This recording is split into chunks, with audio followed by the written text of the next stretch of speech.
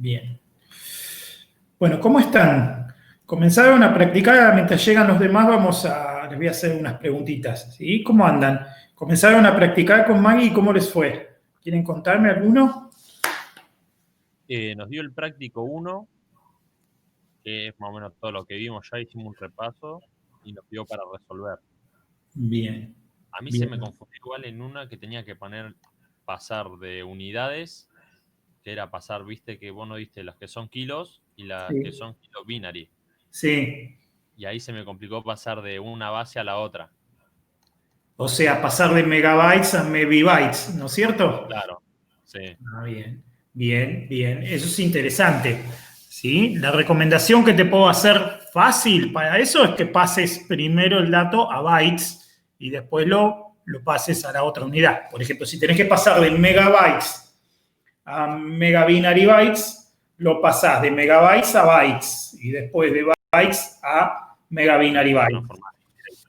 ¿Ah? Esa es la solución más simple conceptualmente. O sea, si vos te dicen, por ejemplo, 15 megabytes, vos sabés que son 15 millones de bytes. ¿Ah? Entonces, ¿por qué? Porque multiplicás por 10 a la 6, ¿sí? Para saber cuánto es en bytes. Y después dividís por 1024 al cuadrado, ¿está bien? Entonces ahí lo tenés en megabinary bytes, ¿sí? Ah, Y si no, el otro camino es aplicar la regla de 3 doble, ¿sí? Y con eso también llegás al mismo resultado, ¿está bien? claro. Claro, como son en base distintas, viste, ahí se me había confundido un poco. Pero para no perderte, siempre podés ir al cálculo en bytes. O sea, te lo llevas a la unidad original y de ahí pasás al otro múltiplo. Ese es el camino más corto. Gracias, Hugo. Bien, muy bien. ¿Alguien más tiene alguna duda así que quiera consultar? Aprovechen, que es un buen momento.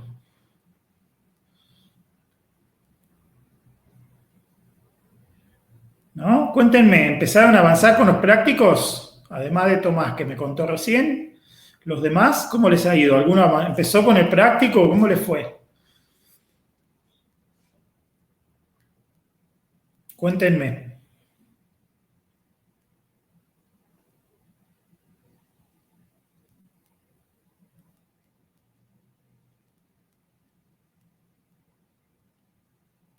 ¿No? ¿Ninguno?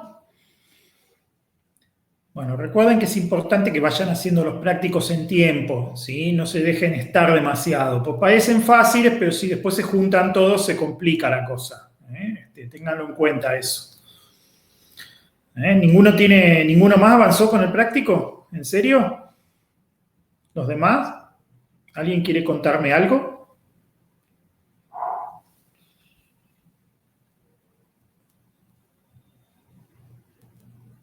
Bien, acá Santiago dice que no le salieron los dos ejemplos que eran pasarlo a binario y eran con coma.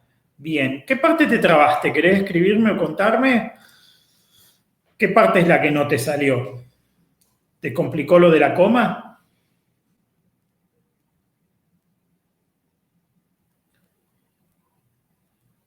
Bien. Bueno, bien, quizás yo no lo mencioné en las clases anteriores, pues ahí vale la pena que lo aclare ahora. ¿Qué puede pasar cuando ustedes están convirtiendo un número a otra base y están, digamos, convirtiendo la parte fraccionaria con respecto a cuándo detenerse? Quizás esa es la dificultad, ¿no es cierto, Santiago? Que nunca se te Capaz. haga cero. ¿Cómo? Que nunca se te haga cero. Muy bien, exactamente. Me parece que por ahí viene la complicación. Yo creo No, que a mí no me lo pasó dije en un todavía. ejercicio que me daba, ponele, creo que era 0,43 y Sí. poner al dividir nunca me daba cero. Me seguían dando número y número y número. Muy bien, muy bien. Ahí, muy bien. Eso puede ser una dificultad con la que se encontraron. Está, perfecto. Bueno, vamos a ver qué podemos hacer cuando nos pasa eso. Bueno, tres cosas nos pueden pasar. La primera es que en algún momento nos dé cero, que eso es lo que en los ejemplos que yo di, que eran redondos en binario, se me hacía cero y cortaba. ¿Sí? Ese es el mejor caso, es el caso fácil, vamos a decir. Pero existen otras dos posibilidades. La segunda posibilidad es que empiecen a hacer cuentas y cuentas y cuentas y cuentas y de repente se encuentren de vuelta con el mismo número que tenían antes, ¿sí? Esto es importante, ¿sí? O sea, ustedes empiezan así, hacen, no sé, ¿qué dijiste hoy? 0,43, ¿sí? 0,43 por 2. Esto les da un valor, ¿sí? Que después multiplican por 2 varias veces. ¿Sí?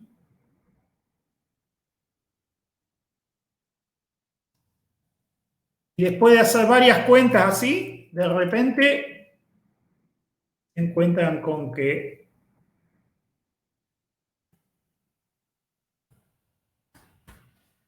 aparece el 0,43 de vuelta. Esto les puede pasar, ¿sí? Esta es una posibilidad. O sea, hacen las cuentas varias veces.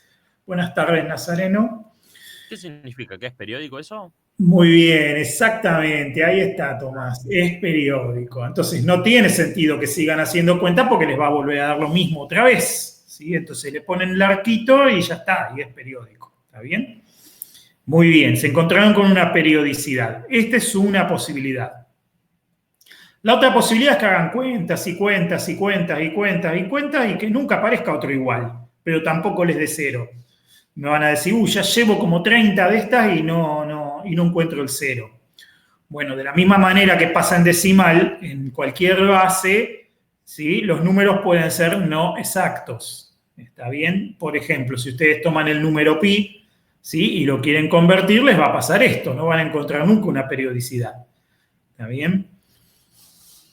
Pero eso no quiere decir que tengan que seguir haciendo cuentas para siempre. ¿Cuándo nos detenemos? Es la pregunta, ¿sí? Y la respuesta a eso es, de la misma manera que en decimal, cuando el número sea lo suficientemente exacto para ustedes, ya no tienen que seguir haciendo cuentas, ¿sí? Entonces, eso es importante. Y lo vamos a escribir acá. ¿Cuándo detenernos?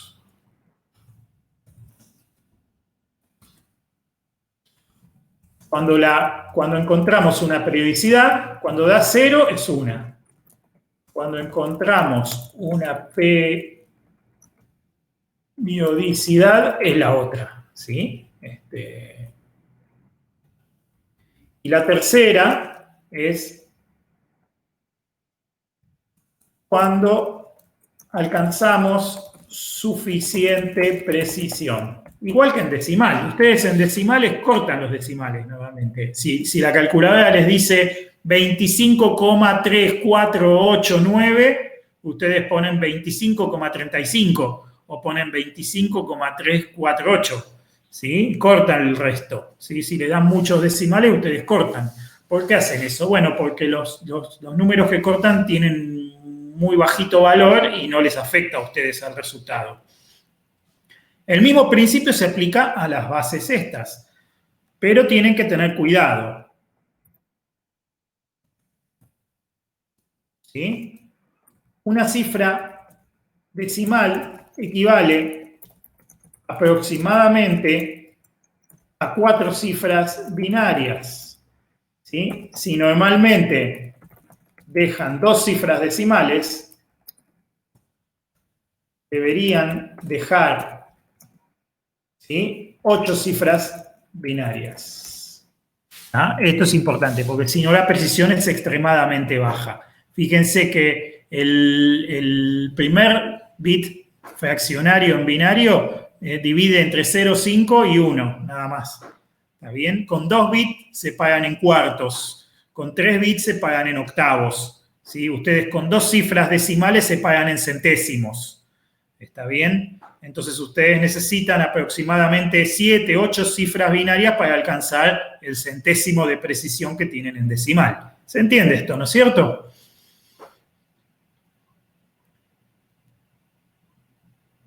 ¿Se entiende lo que acabo de decir?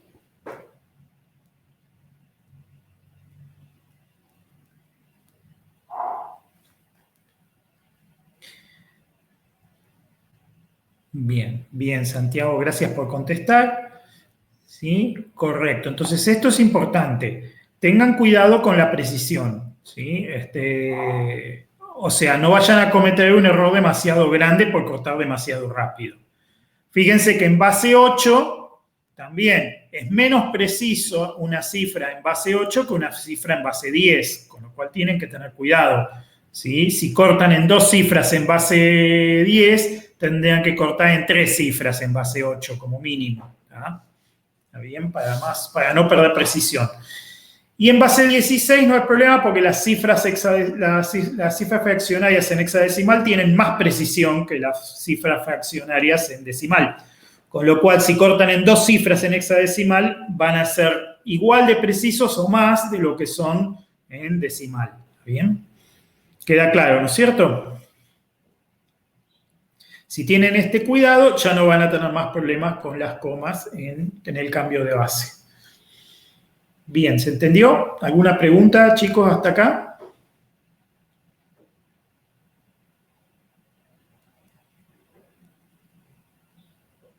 No, Hugo, perfecto.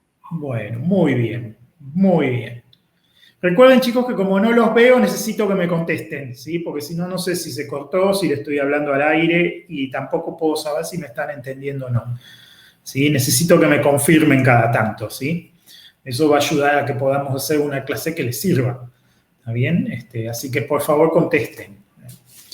No les pido ni que pongan la camarita ni que estén hablando todo el tiempo, pero por lo menos eso sí necesito que hagan, ¿sí? Eso va a ayudar a que la clase salga mejor. Bueno, si no tienen dudas o preguntas, vamos a pasar al siguiente tema, ¿sí? Hoy vamos a hablar de la computadora, del software y del hardware. Eso es lo que nos toca hablar hoy. ¿Ah?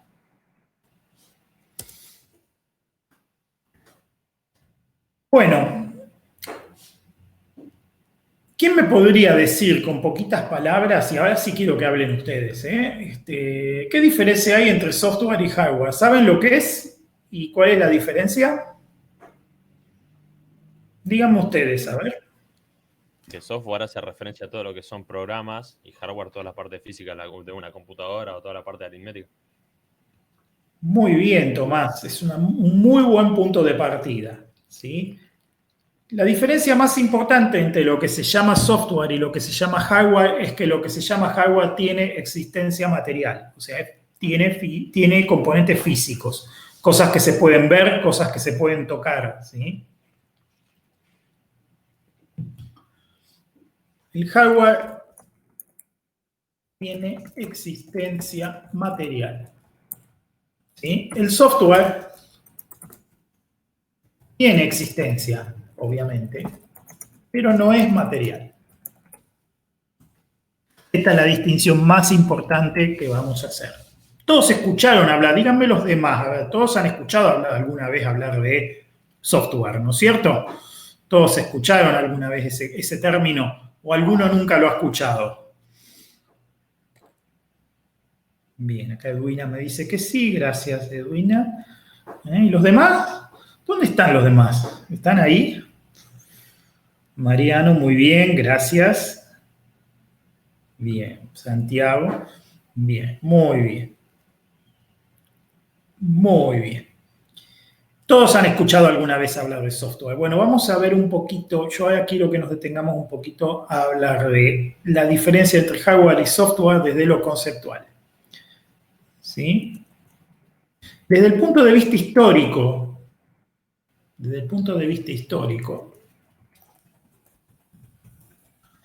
la tecnología siempre se concentró en el hardware.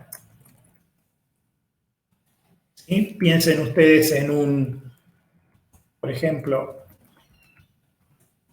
¿sí? un coche, una licuadora, ¿sí? Un lavarropas antiguo. ¿Sí? Son componentes de hardware. ¿Sí? Tienen existencia material. ¿Sí? El coche también me refiero a un coche antiguo, ojo, porque ahora todo tiene software, ¿sí? Pero con lo cual aclaremos. Falcon, por ejemplo, ¿sí? Un Falcon o un Fiat 600. No estoy hablando de un auto de última generación, ¿no es cierto? ¿No? Bueno, son componentes que tienen, ¿sí? Son componentes claramente hardware, ¿sí? La lógica para funcionar y el conocimiento se materializan en la forma en que esos componentes o esos aparatos están armados, ¿sí? ¿Cómo sabe un coche, por ejemplo, las bujías de un motor, cómo tienen que explotar? Bueno, por la forma que están puestos los cables, la forma que está ordenado el distribuidor, la forma que están ordenadas los cables, hacen que las chispas de las bujías exploten en un determinado orden, que es justo el que se necesita para que el motor se mueva para adelante, ¿sí? Si los cables de las bujías están mal ordenados, el motor no puede girar, ¿sí? Ese conocimiento, ¿dónde está materializado? Está materializado en el orden en que están puestos los cables en las bujías, ¿sí? Es conocimiento que está directamente reflejado en lo material.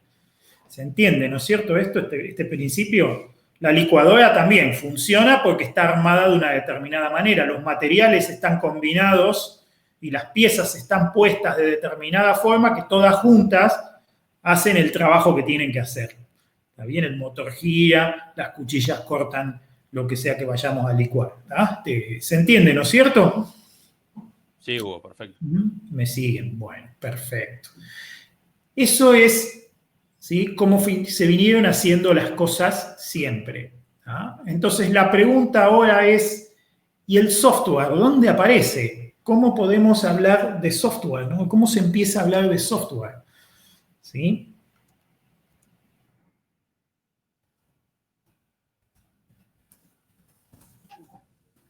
Vamos a hacernos dos preguntas. ¿Dónde aparece? ¿Sí? ¿Y por qué aparece?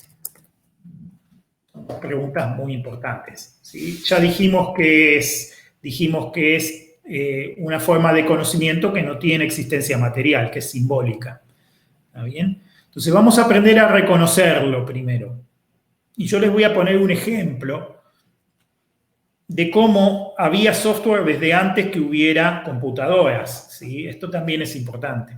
La computadora es una máquina especialmente hecha para interpretar software, pero la computadora no fue la primera máquina que interpretó software. O sea, el concepto de software es anterior a la computadora y esto lo tenemos que tener presente. ¿Cuándo aparece el software? Vamos a tratar de identificarlo primero, ¿sí? Yo les voy a hacer referencia a una máquina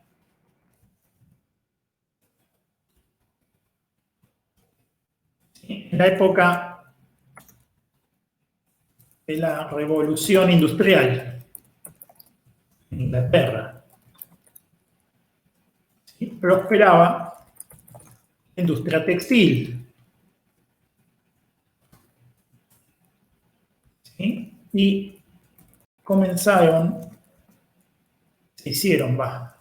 se hicieron populares los telares, ¿sí? El telar es una máquina que puede coser una tela, ¿sí? O sea, puede fabricar una tela a partir de los hilos, ¿sí? Eso es un telar.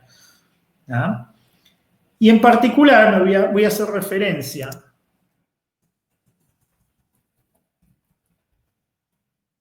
se puede hacer referencia a un telar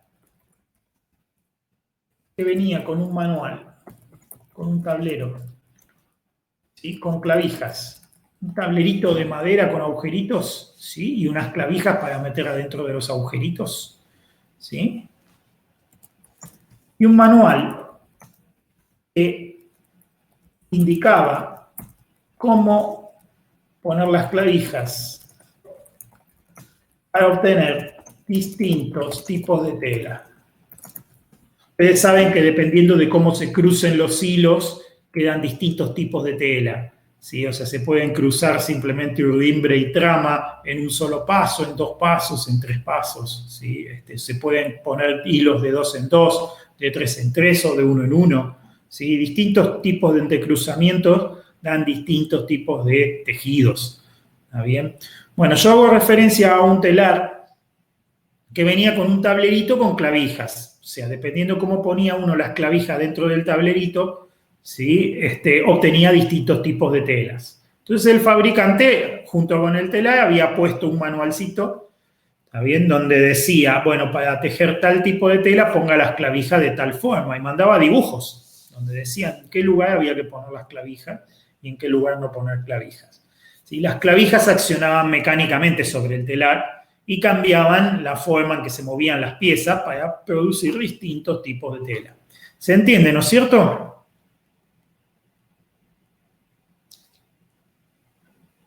¿Me siguen? Sí. Bien, bien, perfecto. Perfecto, muy bien. Muchas gracias por el feedback. Entonces, si me están siguiendo hasta ahora, entonces vamos a tratar de distinguir algo importante.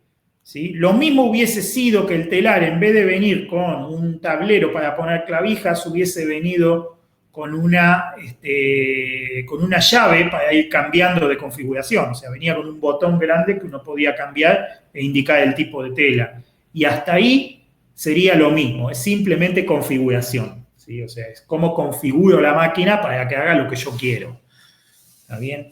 Sin embargo, este tema de las clavijas logró un efecto especial. Logró que un fabricante de telas, ¿sí?, se pusiera a analizar ese tablero de clavijas y decidiera, por ejemplo, poner las clavijas en una configuración que no figura en el manual. ¿Sí? O sea, en el manual figuraban, no sé, 20 configuraciones para 20 tipos de telas. Bueno, estudiando el tablero y las clavijas, el fabricante descubrió cómo funcionaba la máquina y combinó, con el fabricante de telas, no el usuario de la máquina, vamos a decir, ¿sí?, puso las clavijas de una forma nueva, diferente a la que venía en el manual, o sea, una configuración nueva, ¿sí?, que permitió a la máquina generar una tela nueva. ¿Sí? Una tela que no figuraba en el manual. De repente la máquina pudo armar una tela que el fabricante ni siquiera había previsto que podía fabricar. ¿Ah? Ahora yo les hago una pregunta. ¿Dónde está el conocimiento necesario para fabricar esta tela nueva? ¿Por qué? Porque en la máquina no venía. ¿Sí? Porque el fabricante no lo previó, ni siquiera se lo imaginó en el momento en que armó la máquina. Entonces la pregunta es, ¿de dónde salió el conocimiento para crear la tela nueva? Díganme ustedes, ¿qué opinan? De la combinación de las telas anteriores. De la configuración. Claro, de las telas anteriores. De las telas anteriores sabíamos, porque bueno, el fabricante mismo las pensó y las armó y todo, ¿sí? Pero ¿qué pasa con esta tela nueva? ¿Qué pasa con esta configuración nueva? De repente la máquina sabe fabricar una tela, sabe construir una tela que el fabricante de la máquina no previó. ¿Sí? ¿Se entiende, no es cierto? Claro, o sea, como si estuviese programada, pero... Bien. ¿De dónde salió? La pregunta es, ¿de dónde salió el conocimiento para hacer la tela nueva? ¿Ah?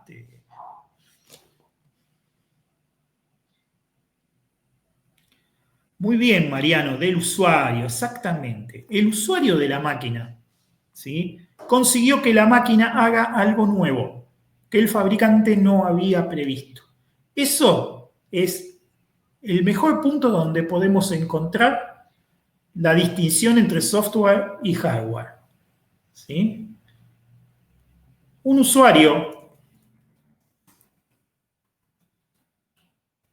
puede descubrir o crear una configuración no prevista por el fabricante de la máquina y hacer que la máquina cree un tejido nuevo. El fabricante, obviamente, tampoco previó. ¿Sí? Entonces, ¿dónde está el conocimiento para crear esta tela nueva? El conocimiento provino del usuario que se lo, vamos a decir, imaginó o lo creó. Y se materializa en una configuración nueva de clavijas que aplicadas sobre el tablero de la máquina le permiten crear la tela nueva. ¿Sí?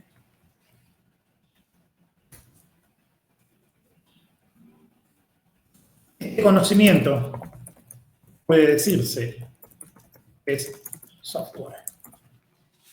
¿Ah? Software. Es conocimiento que, si bien necesita algo para materializarse, ¿sí?, per se no tiene existencia material. ¿Ah? Es algo que alguien tiene que crear en su mente, es algo simbólico, que después pasa a materializarse desde el mismo momento en que trazamos un camino para lograrlo.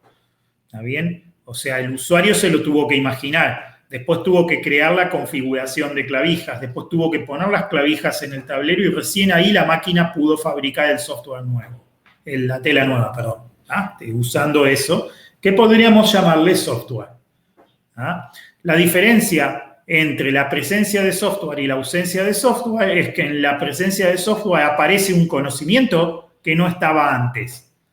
¿Ah? O sea, una cosa es que yo agarre el televisor de mi casa, ¿sí?, y utilice la funcionalidad que trae, que es lo que el fabricante previó. Y otra cosa muy distinta es que yo pudiera, por ejemplo, al televisor añadirle una funcionalidad que el fabricante no previó en ningún momento. Por ejemplo, yo compré el televisor en el año 2014, ¿sí?, y el servicio Amazon Prime Video comenzó en el año 2016 y yo tengo Amazon Prime Video en el televisor. ¿Por qué?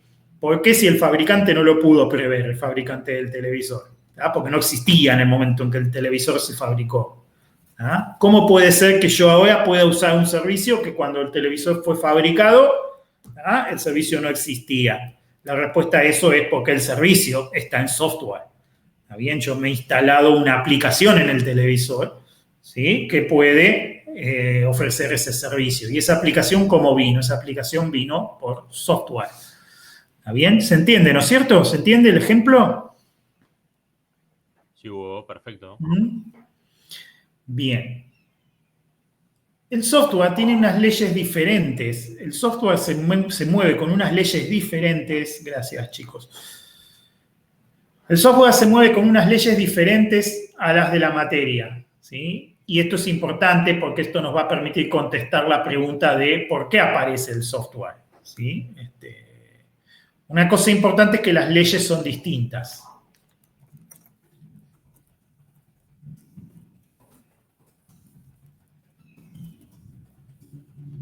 ¿Sí? Fíjense, una de las características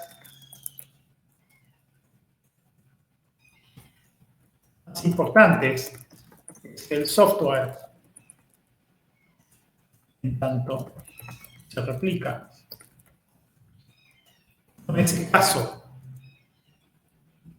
¿Sí? Distinto es la creación de software. La creación de software es trabajo que sí es escaso, pero la replicación de software, ¿sí?, no es un elemento escaso. ¿Está bien? Fíjense ustedes, si yo tengo que construir una casa, bien hardware, ¿sí?, tengo que construir una casa, tengo que contratar albañiles, tengo que contratar arquitectos, tengo que comprar materiales, ¿sí? A los albañiles les va a tomar varios meses, 6 meses, 8 meses, 10 meses para construir la casa. Y yo, una vez que tengo construida la casa, si quiero construir una segunda casa, tengo que empezar de vuelta mayormente. O sea, tengo que volver a contratar a los albañiles, tengo que volver a comprar materiales, tengo que volver a hacer todo el trabajo y me va a tomar más o menos el mismo tiempo que me tomó la primera vez hacer otra casa. Si yo quiero hacer 2 casas al mismo tiempo, necesito 2 equipos de albañiles, ¿verdad? Para construir las 2 casas al mismo tiempo. ¿Se entiende, no es cierto? Sí, profe, perfecto. Bien. ¿Se entiende? Si la casa fuera software, ¿qué ocurre? A mí me puede tomar el tiempo X crear la casa. O me puede tomar, póngale que me tome el mismo tiempo crear la casa. ¿Está bien? Pero yo después, si yo quiero hacer una segunda casa, ¿qué hago? Copio y pego casa. ¿Ah? Me toma una milésima de segundo. ¿Ah? Copio y pego casa. Ahora tengo 2 casas. Copio las 2 casas, pego las 2 casas, ahora tengo 4 casas. Copio y pego las 4 casas, tengo 8 casas. Hago lo mismo de nuevo, tengo 16 casas, ya tengo una manzana entera. ¿Sí? Después copio y pego manzana y tengo un barrio. Y después copio y pego barrio y tengo una ciudad. También copio y pego ciudad y tengo una provincia, copio y pego provincia y tengo un país, y copio y pego país y tengo un continente, y copio y pego continente y tengo un planeta. ¿Se entiende, no es cierto? Las leyes del software son distintas de las leyes de la materia. ¿Se entiende el ejemplo? Claro, es como que si se recopilan los datos ya existentes en una base de datos. Exactamente, lo que se rehúsa es el conocimiento se rehúsa. La forma de construir las cosas, que es lo que tiene el valor, se vuelve a usar una y otra vez. ¿Está bien? Entonces, eso es lo que lo hace diferente. ¿Sí? Esta cuestión de que no sea escaso es lo que hace que el conocimiento vaya migrando de hardware a software con los años. ¿Sí? Piensen ustedes, hace 30 años atrás, ustedes en su casa tenían, o 20 años atrás, tenían en su casa un televisor, tenían en su casa una linterna, tenían en su casa un teléfono, tenían en su casa un celular, ¿sí? Porque ya había hace 20 años, ¿sí? Pero no eran los celulares de hoy. Hoy tienen un celular como este, ¿sí? Un tipo smart, ¿sí? Un teléfono inteligente, ¿sí? Y fíjense ustedes, con eso ustedes miran televisión, se iluminan, ¿sí? Pueden hablar a línea fija, pueden hablar a línea móvil, ¿sí? O sea, tienen una sola máquina, un solo hardware, ¿sí? Y todo lo demás pasó a ser software. El teléfono, en la máquina esta, el teléfono es un software, la linterna es un software, el programita para ver videos es un software. ¿Se entiende? ¿Qué pasó? Se migró el conocimiento de hardware a software. ¿Me siguen? Sí, Hugo, acá estamos. ¿Me siguen bien? Bueno. ¿Qué quiere decir eso? ¿Qué quiere decir eso? ¿Por qué se produjo esa evolución? Bueno, la máquina, el componente material, vamos a decir, fue evolucionando y volviéndose cada vez más especializado ¿en qué? En seguir correctamente el software. O sea, lo que va haciendo es mejorar las técnicas que tiene para seguir el software. Lo hace más rápido, tiene más espacio, ¿sí? Tiene más periféricos, ¿sí? Tiene más cosas que le permiten a la máquina interpretar mejor el software, la hacen más potente. Pero por otro lado, el conocimiento viaja en el software y eso hace que el conocimiento evolucione más rápido. Edwina me dice, porque las nuevas actualizaciones de software no son compatibles con los celulares viejos, pregunta, ¿no? ¿Tiene que ver con el comercio o porque el hardware viejo lo impide? Muy buena pregunta, Edwina. Vamos a hablar un poquito de eso. ¿Sí? Dame un ratito y vamos a hablar justo de eso que vos planteaste. Muy bien. Muy bien. Primero quiero que observen lo opuesto. Quiero que observen la potencialidad que tiene esto de lo que estamos hablando. El hardware evoluciona, ¿sí? Pero el software evoluciona por otro camino diferente. Piensen ustedes en una fábrica automotriz que saca un auto a la calle, ¿sí? Una vez que sacaron, no sé, vendieron 500.000 de autos, se dan cuenta de que hay una falla de diseño en el auto. Y esa falla en el diseño es peligrosa. Podría causar accidentes, o bueno, como mínimo fallas, pero podría causar accidentes también. O sea, es peligrosa. Una fábrica responsable, ¿qué hace? Manda, primero, arreglan el error, ¿sí? O sea, arreglan el diseño para que el error desaparezca. Segundo, mandan a buscar o mandan a llamar a los 500.000 clientes, ¿sí? Para que lleven los autos a la concesionaria para que se los arreglen.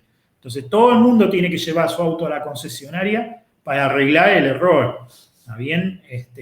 Y eso la fábrica normalmente lo hace, se hace cargo ella de eso por un error que cometió ella, ¿sí?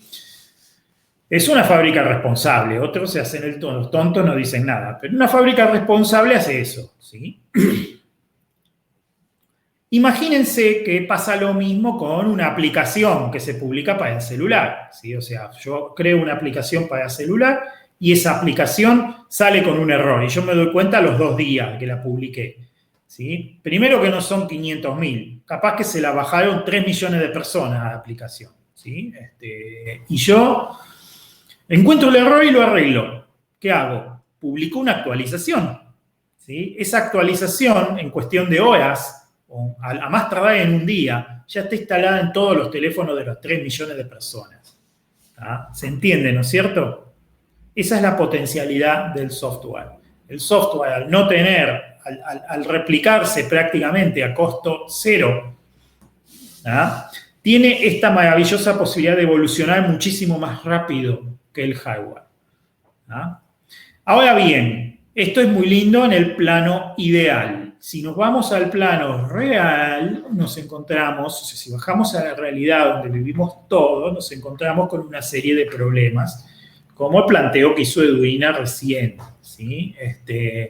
Edwina hoy preguntó por qué las nuevas actualizaciones de software, ¿sí?, no son compatibles con las máquinas más viejas.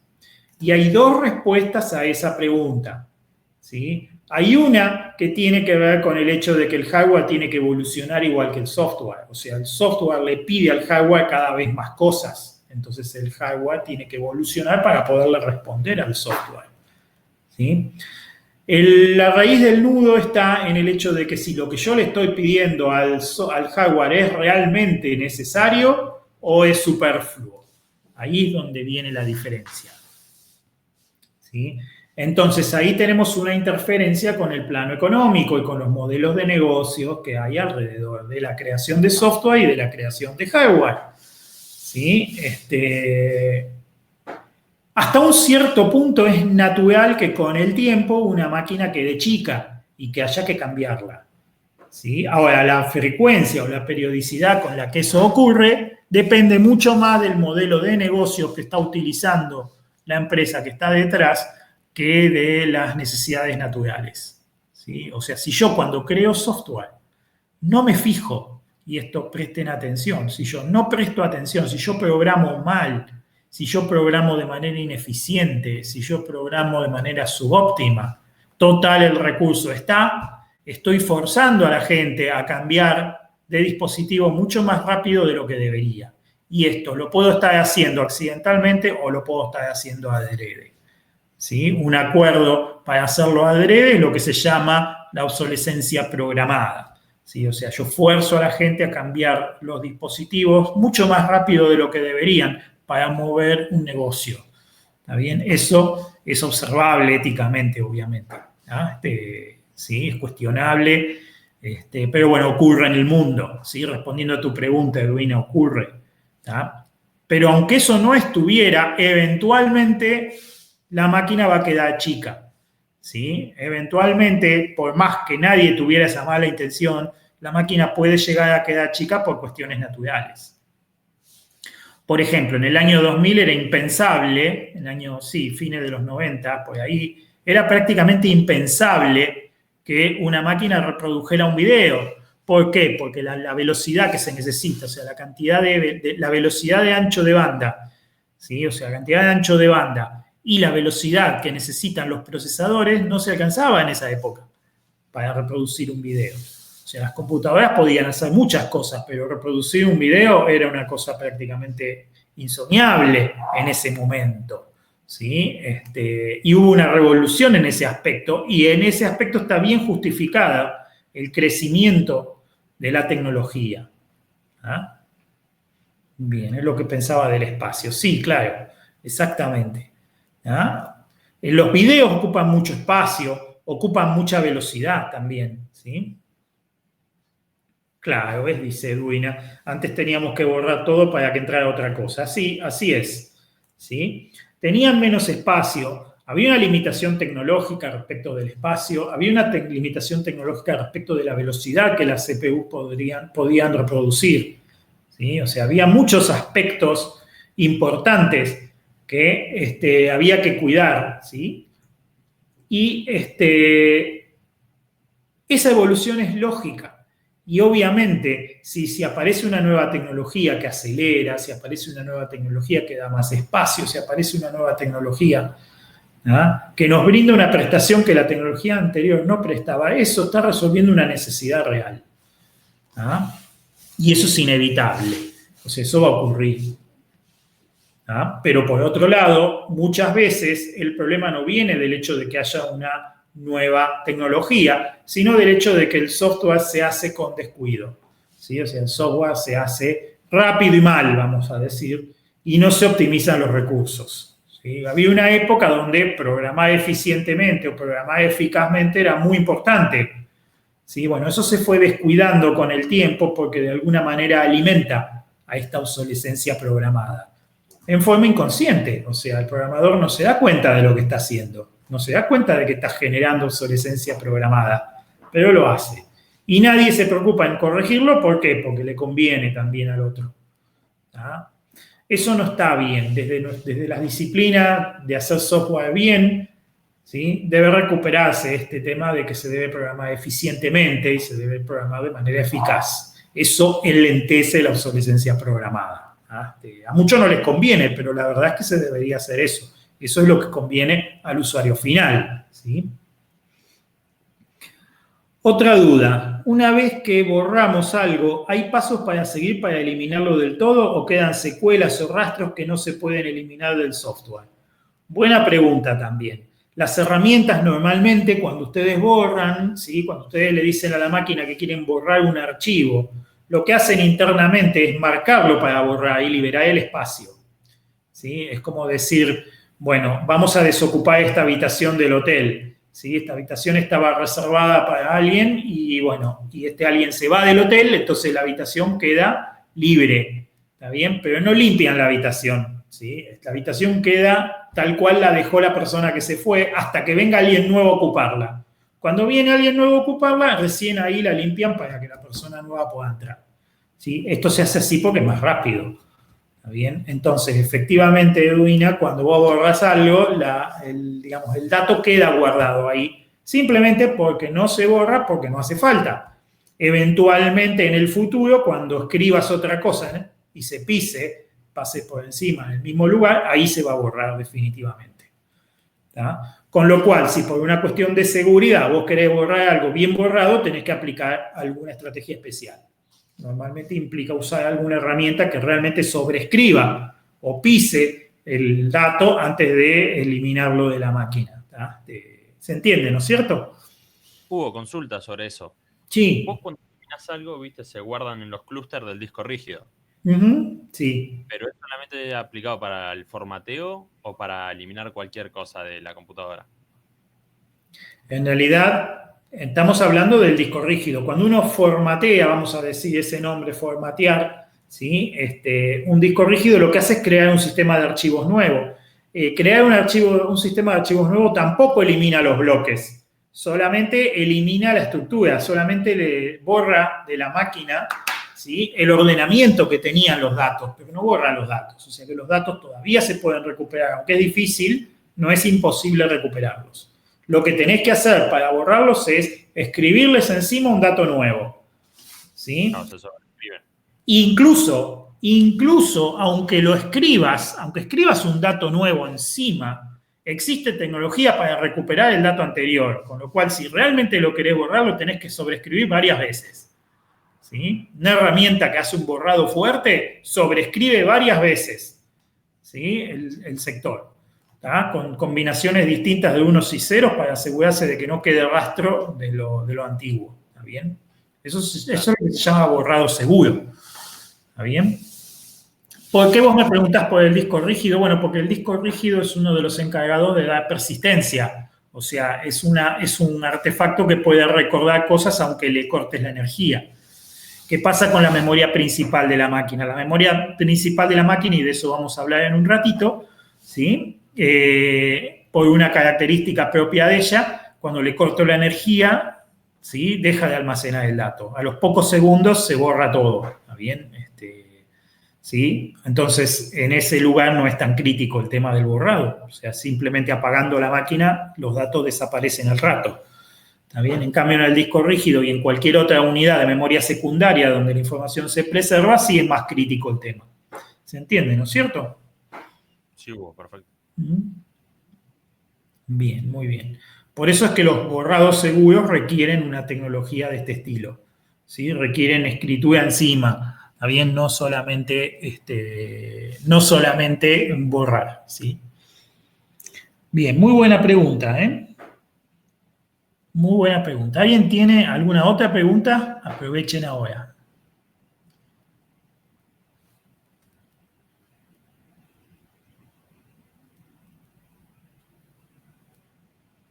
Por mi parte, nada, Hugo. Bueno, muy bien.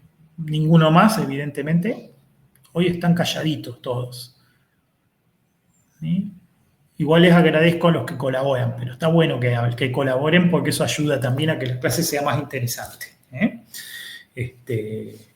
Hoy están calladitos. ¿Qué pasó hoy? ¿Es porque hace frío? ¿Que están todos calladitos? ¿O están cansados de alguna clase anterior? Cuéntenme. ¿Qué hicieron antes de venir acá? ¿Tuvieron análisis? Tuvimos análisis, un cuestionario y la clase.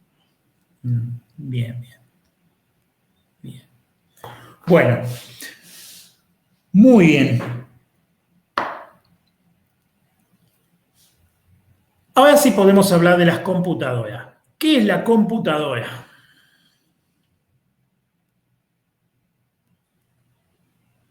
Una unidad aritmética que procesa datos.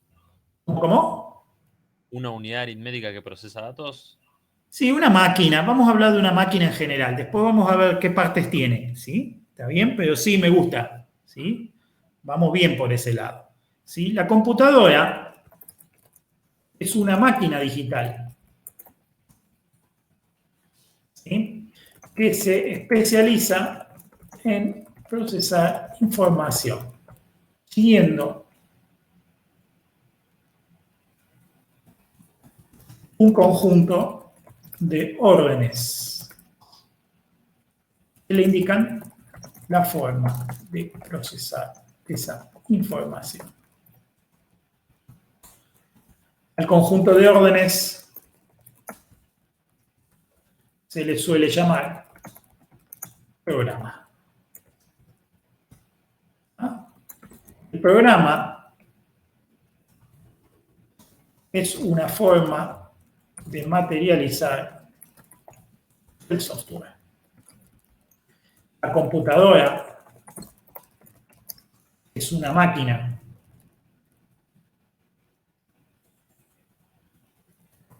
especializada en materializar software. ¿Sí? O vamos a decirlo mejor, en ejecutar el software materializado a través del programa. Esto es importante que lo entiendan. O sea, así como el lavarropas es una máquina que tiene como objetivo limpiar ropa, o la licuadora tiene como objetivo, ¿sí? Sacar jugo de las frutas, ¿sí? La computadora es una máquina que no tiene un objetivo tan concreto, sino que tiene un objetivo más abstracto, que es el de poder seguir correctamente un programa, poder seguir correctamente las instrucciones del programa y materializar de esa manera, ¿sí? O sea, llevar a lo físico aquello que fue creado como software. ¿Se entiende, no es cierto? O sea, es una máquina, el telar que dimos hoy como ejemplo es una máquina que tiene como objetivo crear tela, a pesar de que utilizaba software para ese fin, ¿sí? En realidad, el objetivo era crear tela, ¿sí? La computadora, por su parte, es una máquina que está hecha especialmente para eso y que normalmente por sí sola solamente tiene conocimiento para ejecutar correctamente un programa, pero no viene con ese programa. ¿Está bien? El programa hay que instalárselo aparte. El programa puede venir incluso de otro lado que no tiene nada que ver con la computadora, y eso es lo normal. ¿Se entiende, no es cierto? Sí, Hugo, perfecto. O sea, que el que piensa en la computadora piensa en cómo, el que está pensando en cómo mejorar una computadora está pensando en cómo hacer para que esa computadora siga mejor los programas. Mientras que está el que está pensando en cómo mejorar el software, está pensando en cómo hacer que ese software haga mejor aquello cuyo propósito Es algo es. recíproco. Se ¿Está? alimentan los dos. Claro, exactamente. Es recíproco, pero es indirecto. Y hay que tener cuidado porque es indirecto. ¿Está bien?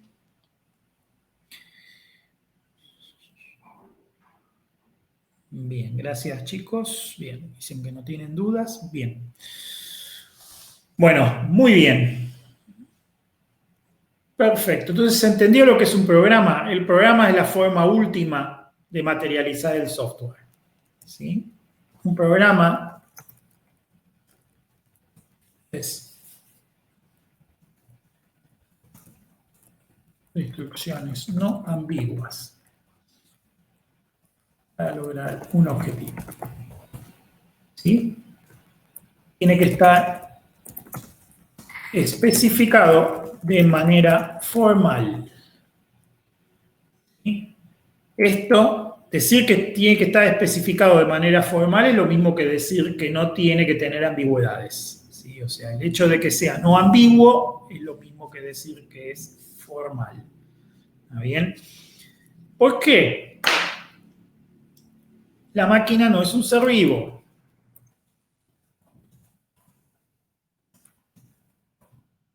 Esto parece obvio, pero hay que aclararlo. ¿Sí? La máquina no tiene vida. Como no tiene vida, tampoco tiene conciencia o contexto. ¿Ah? Son dos atributos que se necesitan para poder procesar determinada información. ¿Sí? La conciencia es una característica de los seres vivos, que es la capacidad de darte cuenta de las cosas. ¿Sí? Los animales tienen formas de conciencia más primitivas, los seres humanos tienen formas de conciencia más elaboradas. Por ejemplo, un ser humano se puede dar cuenta de sí, un ser humano puede darse cuenta de que es un individuo separado de otros seres humanos, que los animales, por ejemplo, no. ¿Sí? Pero un animal puede darse cuenta de determinadas cosas también. ¿Sí? O sea, lo que implica darse cuenta es conciencia. ¿Sí? Una máquina no puede darse cuenta de nada. ¿Está bien? Y por más que a veces parezca, se puede emular la conciencia bastante bien. ¿Sí? O sea, se puede hacer creer que algo tiene conciencia cuando en realidad no lo tiene. ¿Sí? Es muy difícil de que, digamos, hasta ahora es imposible que algo que no tiene vida tenga conciencia. ¿Sí? Hasta el momento no se ha podido lograr y yo creo que por mucho tiempo no se va a poder lograr. O sea, la creación de una conciencia artificial. Distinto es lo que se llama inteligencia artificial, que es un programa que es capaz de inferir reglas lógicas o reglas mecánicas, ¿sí? Porque eso está todo dentro del plano determinístico. ¿Por qué un programa no debe tener ambigüedades? Porque algo que no tiene ambigüedades no requiere conciencia para interpretarse. ¿Sí? Si algo tiene una sola forma de verse, entonces esa es la única forma válida y todas las demás son inválidas, entonces no se necesita conciencia. Eso se puede hacer mecánicamente. Por eso lo puede hacer una máquina. ¿Ah? Por eso es importante entender que un programa apto para que una computadora lo ejecute tiene que estar escrito de manera formal. ¿Sí? Entonces, la máquina nunca va a tener conciencia y el contexto para que la máquina funcione se lo tenemos que proveer nosotros, de alguna manera. ¿Está bien? ¿Se entiende, no es cierto? ¿Se entiende la distinción? Sí, Hugo. Perfecto. Bien. Muy bien. Perfecto. Entonces, vamos a hablar un poco de cómo, de una técnica que se utiliza para que la mente humana pueda resolver problemas complejos, ¿sí? Y esto pueda ser puede ser aprovechado para trabajar con una computadora, ¿sí? Entonces, vamos a ver esto. La computadora utiliza instrucciones de un nivel de abstracción muy bajo, ¿sí?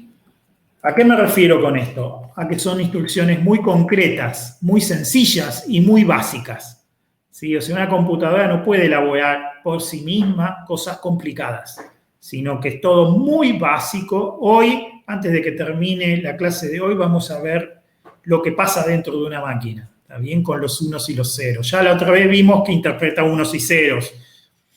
Ustedes se imaginan que interpretar unos y ceros es algo muy, muy, muy, muy concreto, muy cercano a lo material, muy lejano de donde está nuestro pensamiento humano, por ejemplo. ¿Está bien? Por eso a nosotros nos cuesta, ¿sí?, trabajar con esas cosas. ¿Está bien? Porque es algo lejano al ser humano, es algo cercano a la máquina, ¿sí? La computadora puede, por ejemplo, sumar dos números o mover un dato de un lugar a otro. ¿Sí? Las operaciones típicas que puede hacer una máquina: suma dos números, resta dos números, multiplica dos números. Puede hacer operaciones lógicas sobre los números, que eso lo vamos a ver hoy. ¿Está bien? Porque eso es fácil para la computadora. Eso es fácil de hacer, ¿sí? Puede mover datos de una posición de la memoria a otra posición de la memoria. Eso también es muy habilidosa para hacer eso. ¿Está bien? Pero, ¿cómo hacemos? Porque a partir de ahí, para resolver un problema, necesitamos aplicar la mente humana. Si se necesita que un ser humano resuelva los problemas. ¿Ah? En términos de instrucciones concretas, es muy difícil resolver un problema complejo. ¿Está bien? Los seres humanos funcionamos con un nivel de abstracción muy alto, ¿sí? Si yo les digo ahora, bueno, no puedo ahora porque estamos en cuarentena, pero cuando termine la cuarentena, eventualmente voy a viajar a Tandil en algún momento. ¿Está bien? Yo con decirles eso solo, ¿sí?, ustedes ya entienden lo que yo voy a hacer. ¿Por qué lo entienden? Porque tienen esos dos atributos de los seres vivos, la conciencia y el contexto. ¿Está bien? Si yo les digo, yo voy a viajar a Tandil, no necesitan demasiado para darse cuenta qué es lo que yo voy a hacer, ¿sí? Ustedes, por ejemplo, no necesitan saber cómo voy a hacer para viajar, porque se lo imaginan. ¿Y cómo se va a ir a Tandil? ¿Se irá en colectivo? ¿Se irá en auto? ¿Sí? ¿O se irá, no sé, lo llevará alguien? ¿Ah? ¿Y a dónde irá en Tandil? Y bueno, irá a la universidad o irá a la casa de alguien, ¿ah? O irá a ver al hijo, ¿sí? Ustedes se lo imaginan, ni siquiera lo necesitan saber. O sea, cuando yo les digo me voy a Tandil, a ustedes les alcanza. ¿Ah? Todo lo demás se lo pueden imaginar, de todo lo demás se pueden dar cuenta ustedes. ¿Está bien? Si yo a alguno de ustedes le dijera, bueno, necesito que me lleven a Tandil, ¿sí?, cualquiera de ustedes que sabe manejar, ¿sí?, que tiene un auto, podría decir, bueno, yo te llevo, ¿sí? Entonces yo me subo al auto y me llevan, ¿sí? Y yo no tengo que darles más órdenes. ¿Ah? Eventualmente, cuando lleguemos a Tandil, me van a preguntar, che, ¿y a qué parte de Tandil vas? Ponele, ¿ah? Y ya está. Así resuelve un ser humano. ¿Ah? No se maneja con el total de la información, ni requiere que le demos todas las pistas. Si yo le tuviera que pedir a una computadora que me lleve a Tandil, estoy más complicado, ¿sí? ¿Por qué? Porque si yo le digo a la computadora que me lleve a Tandil, la computadora no tiene ni conciencia ni contexto. O sea que la computadora no sabe ni lo que es llevar ni lo que es Tandil. ¿Está bien? ¿Se entiende, no es cierto? Con lo cual la computadora no puede interpretar esa orden. ¿Está claro, no es cierto? Sí hubo. ¿Por qué? Porque es una instrucción que está dada en un nivel de abstracción muy alto. Entonces tenemos que bajarle el nivel de abstracción a las instrucciones para que la computadora las pueda asimilar. ¿Está bien? Entonces tenemos que definir, por ejemplo, ¿dónde está Tandil? es una posición en el espacio.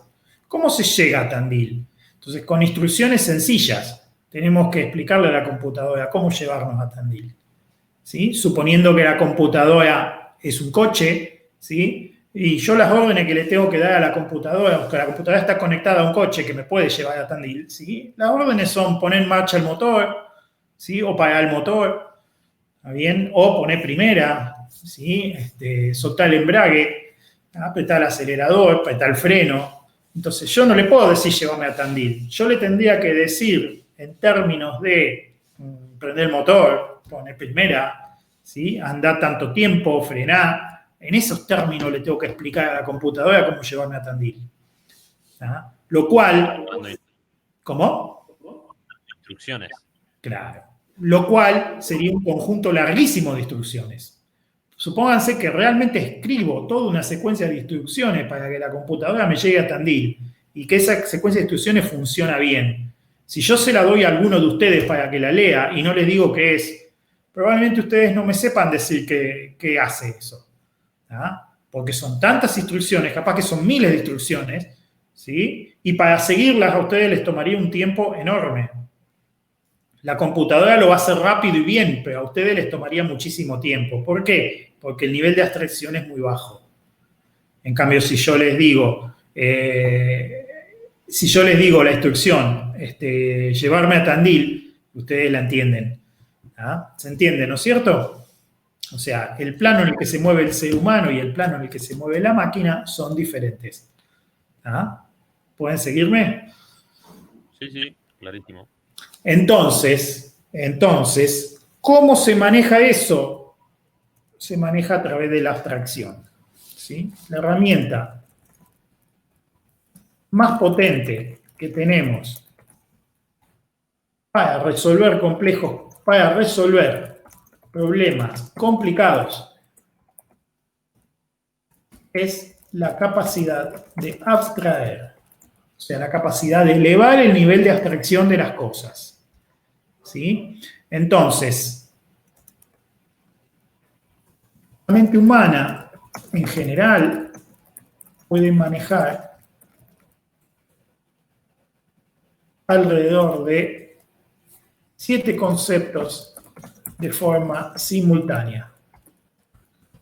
¿Qué quiere decir eso? Que yo a ustedes les puedo tirar hasta 7 ideas y una mente de capacidad normal puede manejar hasta 7 ideas. Si yo les tiro más de 7 ideas, todas juntas, ¿sí? Probablemente ya se empiecen a perder. ¿Ah? Una mente privilegiada podría manejar en vez de 7, 15 ideas, 20 ideas, 30 ideas, un recontra superdotado, un Einstein, qué sé yo. ¿Ah? ¿Sí? Pero estamos hablando de cosas que tal vez tienen miles de instrucciones, millones de instrucciones, ¿sí? Así que ninguna mente del mundo, por más capaz que sea, puede manejar eso. ¿Ah? ¿Se entiende, no es cierto? Sí, Hugo, perfecto. Hay quienes dicen que programar es para genios, ¿sí? En realidad no es cierto eso. El hecho de que seas genio o no, que puedas manejar o no más conceptos, no hace demasiada diferencia. Lo que hace la diferencia es que te entrenes correctamente para abstraer. No necesitas una mente brillante ni una capacidad excepcional, ni para programar ni para crear software. ¿Tá? Lo que necesitas es una buena capacidad de abstracción. Es la capacidad de generar abstracciones en tu mente. ¿Tá? Por eso es importante hacer esta distinción. ¿Qué es la capacidad de abstraer? Bueno, les hago una pregunta. ¿Alguno de ustedes alguna vez armó uno de esos rompecabezas de 5.000 piezas? Cuéntenme. Por suerte no. ¿Nunca armaste un rompecabezas de 5.000 piezas? ¿Y algún otro? ¿Alguien alguna vez armó uno de esos rompecabezas grandes de muchas piezas? No tiene por qué ser 5.000, pero hay de 1.000, de 5.000, hay más grandes también. ¿Ah? ¿Alguno alguna vez armó algún rompecabezas de ese tamaño? Aquí me dice que no, Edwina también dice que no. ¿Ah? Bueno, y si tuvieran que armar un rompecabezas, ¿cómo harían? ¿Se imaginan cómo podrían hacer para armar un rompecabezas tan grande? Sí, tenés que sacar las piezas al tablero, dar la vuelta. Bien. ¿Y después? Después ver que las piezas encajen. Bien. ¿Y cómo haces para ver si encajan? Porque yo te digo, yo te doy vuelta 5.000 piezas arriba, 5.000 piecitas chiquititas arriba de la mesa. Si empezás a probar todas con todas, no llegás nunca. Muy bien, Kinmei acá sugiere empezar por los lados.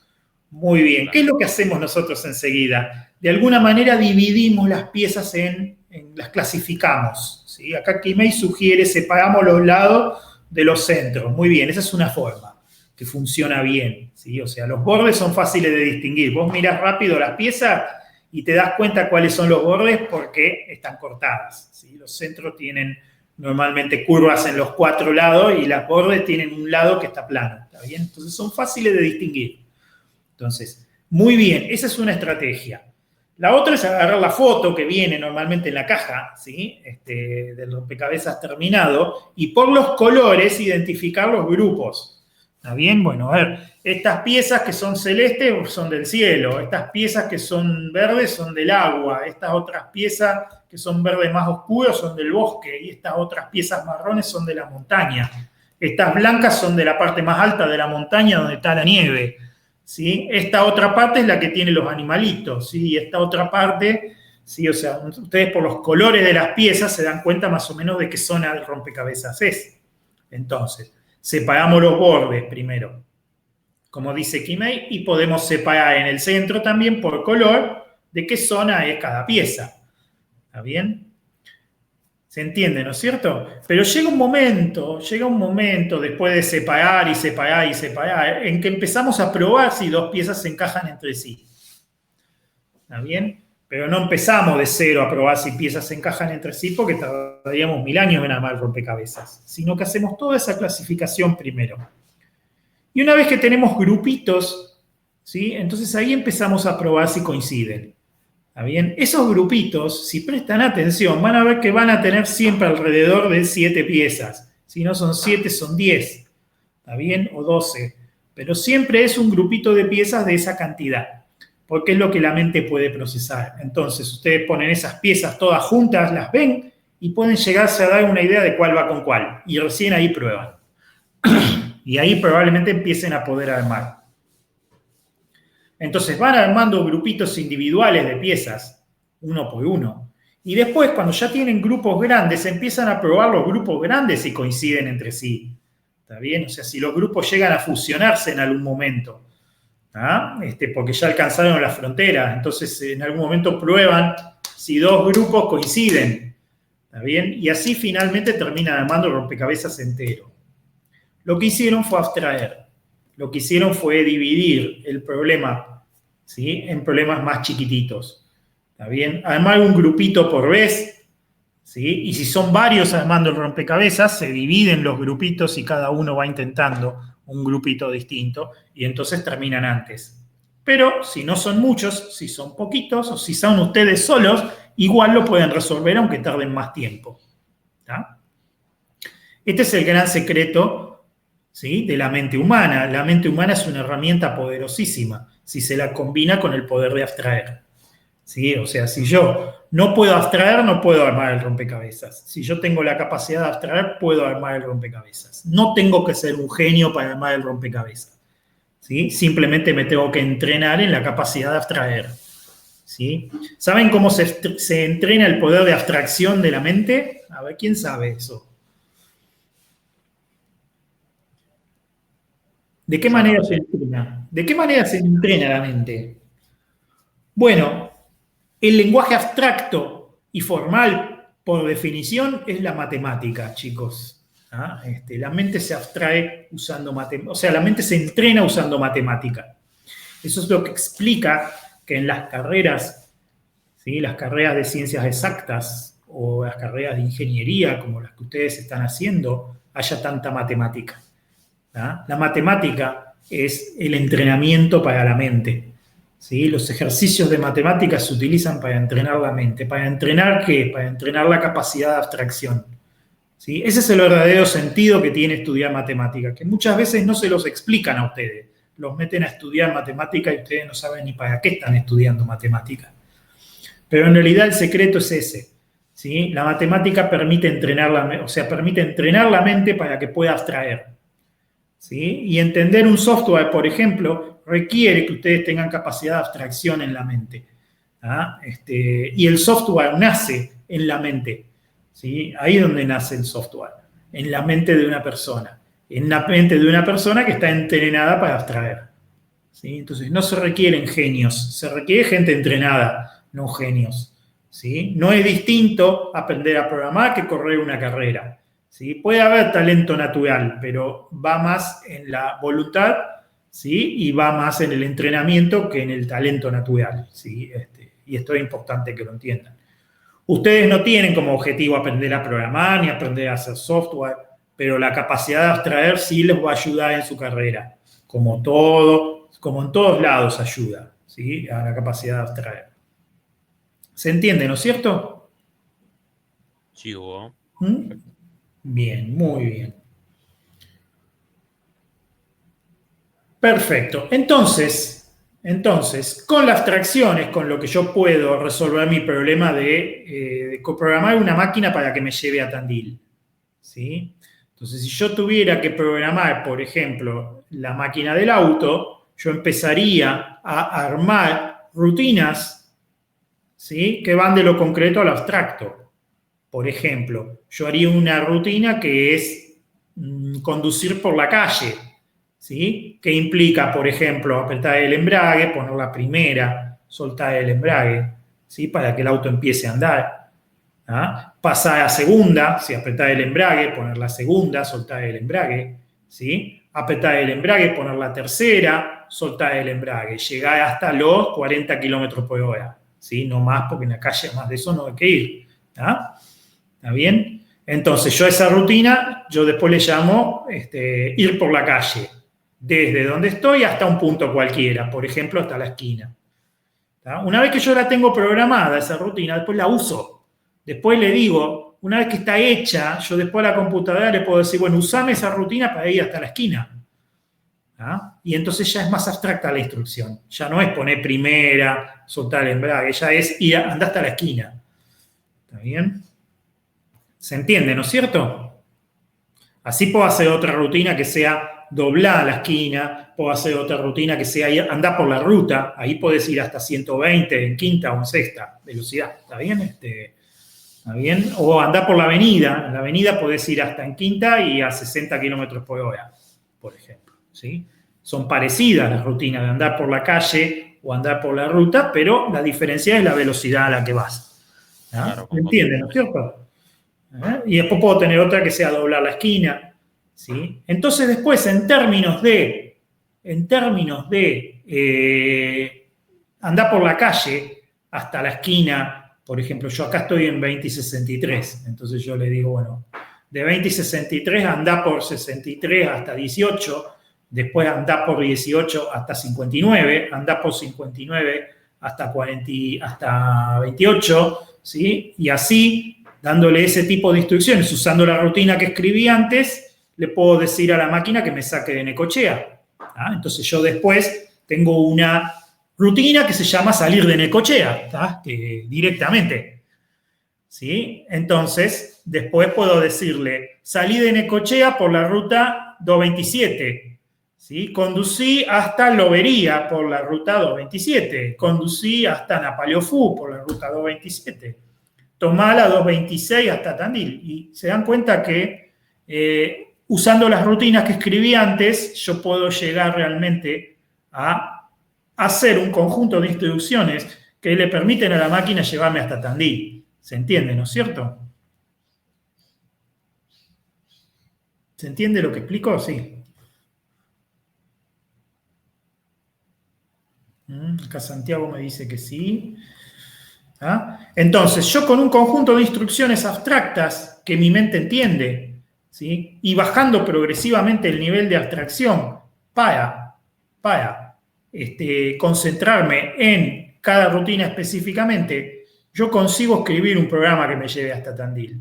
Y si yo lo leo como lo leería la computadora, es un conjunto de instrucciones larguísimas que dicen apretar el embrague, poner primera, soltar el embrague, ¿sí? Anda tanto, para acá, dobla acá, ¿sí? Fíjate si viene alguien, si no pasá, si no frená, eso está escrito 1000 veces, ¿está bien? Es un programa que si lo queremos seguir es muy difícil para nosotros, pero para la computadora va muy bien. ¿Se entiende, no es cierto? Sí, Hugo, hasta ahora. Bien, perfecto. Perfecto. Entonces, si entendimos todo eso, estamos listos para empezar a ver qué hay adentro de una computadora. ¿Sí? Dijimos hoy que la computadora es una máquina que está especializada en seguir programas. ¿Sí? Entonces, la computadora se concentra en eso. Vamos a ver 3 partes importantes.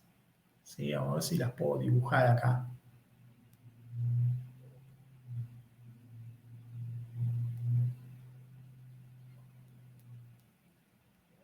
A ver si me sale derechito.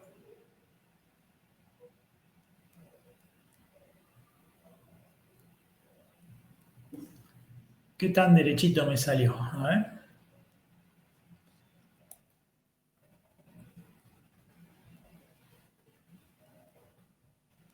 Bastante bien. No sé si ya me voy a volver experto en esto. Fíjense cómo lo construyo. Fíjense que uso la misma técnica de abstracción que les enseñé recién. Hago una línea, copio la línea. Hago otra línea. ¿Ven?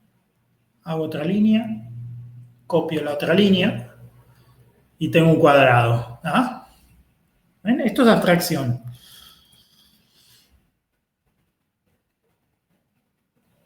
Y esto es usar el software. ¿Sí? Ahora, ¿qué hago? Copio, pego cuadrado y ya puedo hacer el diagrama de la computadora. ¿Ah?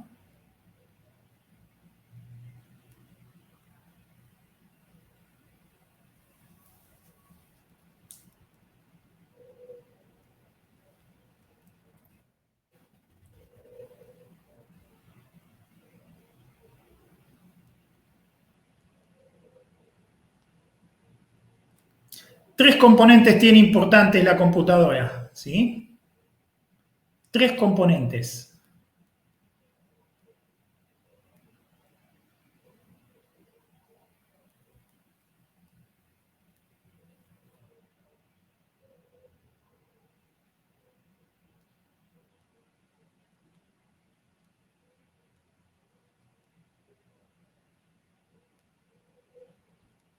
A ver si consigo lo que busco.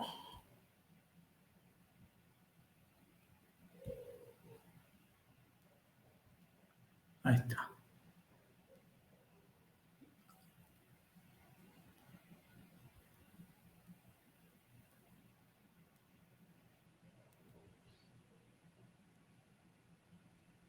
¿Cuáles son los 3 componentes de una computadora?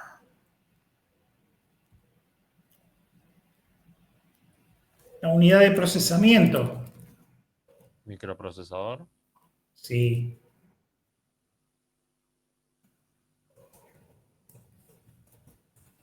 También llamado procesador.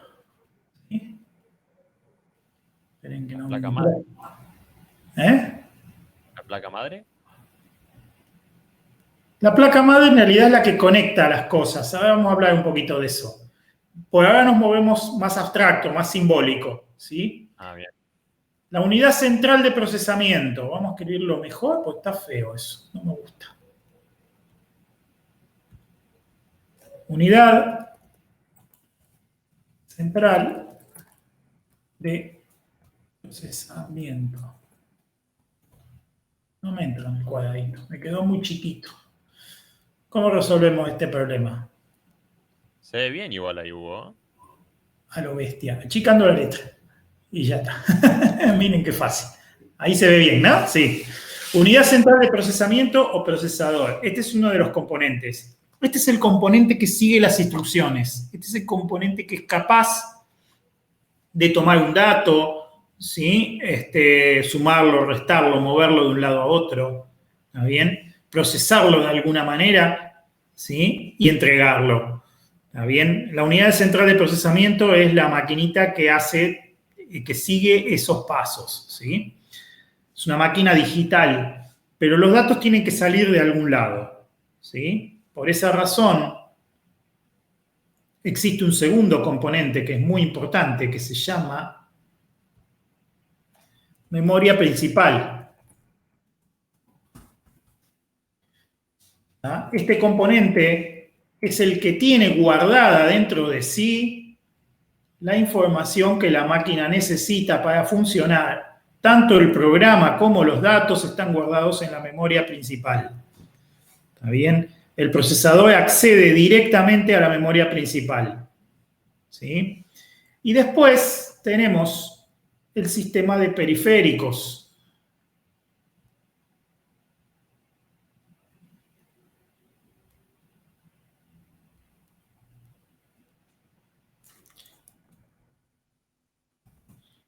¿Sí? Y acá voy a hacer una distinción importante, porque estos canales que conectan, ¿sí?, son diferentes.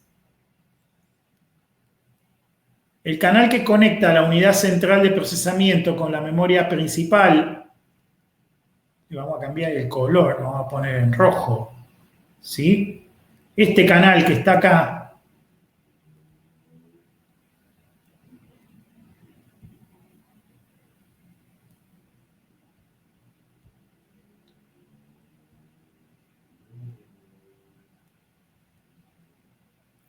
ahí, el canal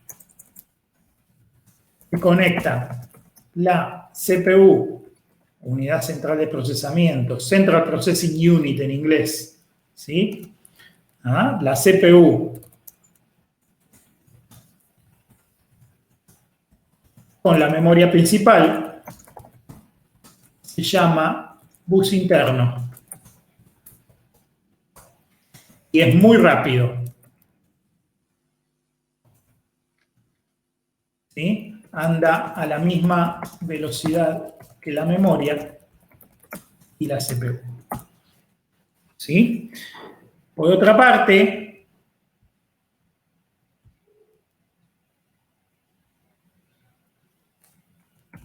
el canal que conecta la CPU o procesador con los dispositivos periféricos se llama bus de entrada y salida, o bus de entrada-salida, o input-output bus en inglés, ¿sí? Y es bastante más lento que la CPU y la memoria. ¿Ah? Por eso uno lo dibujé en rojo y el otro lo dibujé en azul. ¿Está bien? ¿Me siguen hasta acá? Sí, hasta ahí va. Bien, perfecto. Entonces, puede distinguirse claramente que tenemos un núcleo que funciona con un acoplamiento mucho más fuerte, que es la unión de la unidad central de procesamiento con la memoria principal. Esas dos cosas trabajan juntas, ¿sí? Y los periféricos trabajan, digamos, aparte. ¿Está bien?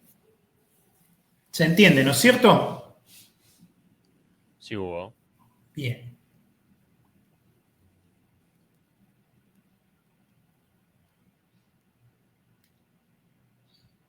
Esto es importante.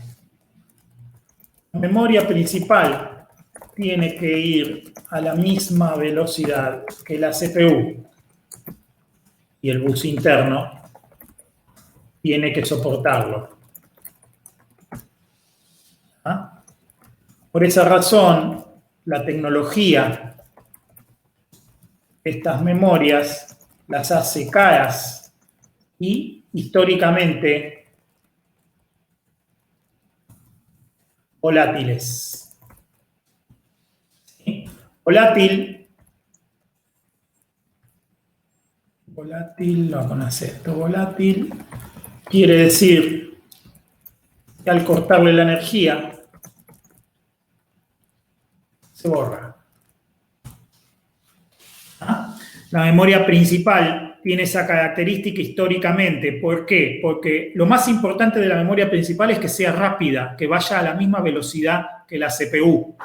¿Está bien? ¿Por qué? Porque si no, como ese núcleo trabaja muy fuerte, porque el procesador tiene que ir a buscar las instrucciones a la memoria, tiene que ir a buscar los programas a la memoria y tiene que entregar los datos en la memoria, ¿sí? Si la memoria fuera más lenta, ¿está bien? El CPU tendría que andar más despacio para poder acompañar a la memoria. ¿Está bien? ¿Se entiende, no es cierto? Entonces, era muy importante que la memoria principal fuera rápida, porque toda la velocidad de la máquina termina, ¿sí?, siendo la velocidad de la CPU y la velocidad de la memoria principal. Y por lo tanto, el bus interno tiene que poder soportar esa velocidad. ¿Está bien? ¿Me siguen, no es cierto? ¿Me siguen? Sí, hubo. Como consecuencia, ¿sí?, del costo,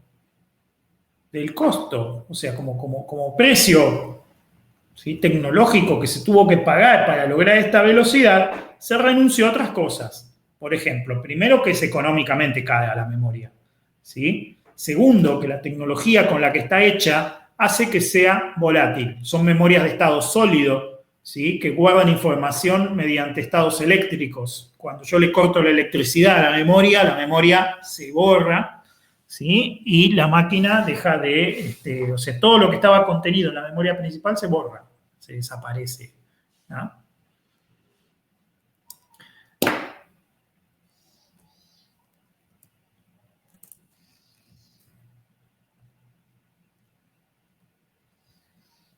Por lo tanto,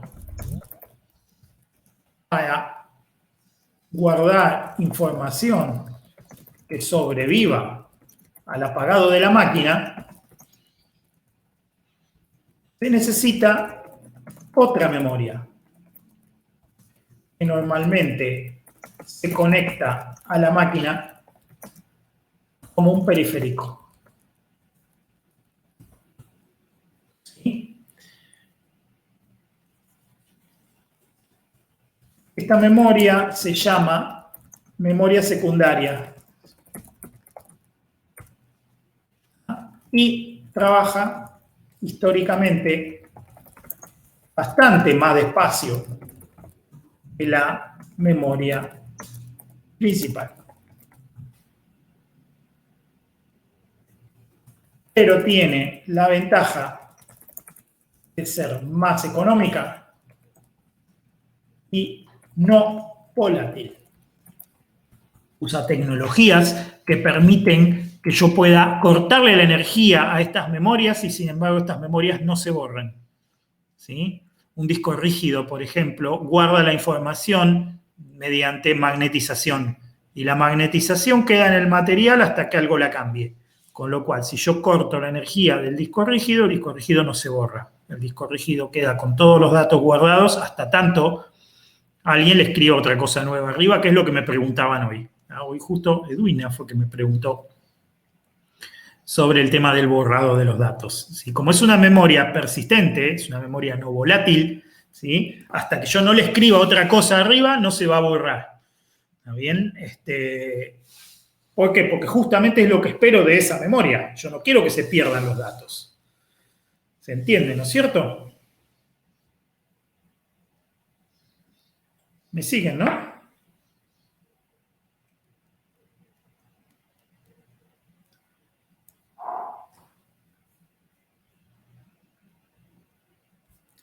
Bien, muy bien. Gracias, Santiago. Perfecto.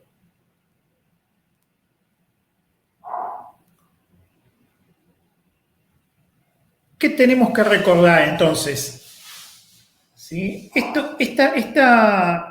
Este diagrama de la computadora es bien abstracto, ¿sí? Bien abstracto. Y esto es lo que yo quiero que recuerden. Hoy me preguntaron por la placa madre. ¿Qué hace la placa madre? La placa madre es la que tiene, ¿sí?, es una placa electrónica donde van los componentes que conforman la unidad central de procesamiento. Hay otros componentes que conforman la memoria y también hay varios periféricos conectados ahí, así como también, ¿sí?, manejadores del bus de entrada-salida que permiten enchufar otras cosas que están más allá de la placa madre. ¿Está bien? Todo eso va en la placa madre. O sea que la placa madre de la computadora, digamos, es la que une todo eso. En la placa madre está implementado el bus interno, ¿sí? Y también están implementados los diferentes buses de entrada-salida que hay. Hoy me preguntaron por la placa madre. Viene la placa más grande de la computadora, que es donde están los componentes más importantes. Pero después, obviamente, esa placa madre admite que se le conecten otras cosas, ¿sí? A través del bus de entrada-salida. Fíjense ustedes que van a encontrar zócalos especiales en la placa madre para enchufar la memoria principal y para enchufar la unidad central de procesamiento, porque esos son los componentes rápidos. Estos son los que es muy importante que estén directamente bien conectados entre sí. También van a ver que están cerca, ¿sí? Si ustedes miran la placa madre, físicamente está cerca la memoria del procesador. Y todo eso se explica simplemente porque eso es lo crítico. ¿Me siguen, no es cierto? ¿Alguno alguna vez desarmó una computadora para ver cómo está hecha? A ver, díganme.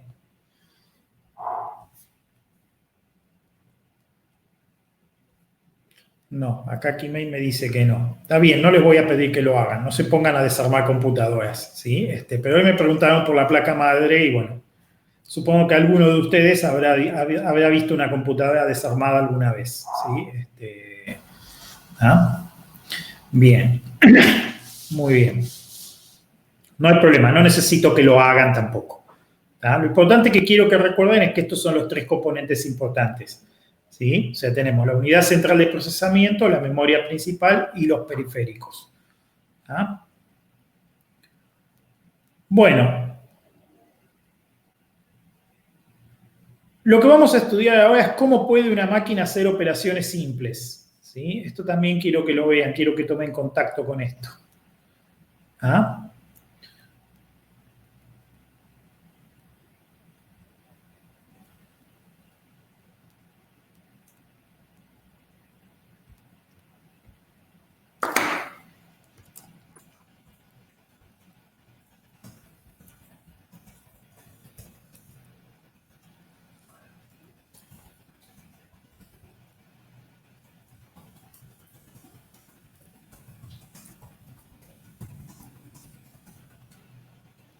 La respuesta a esto es: la computadora utiliza operaciones lógicas elementales.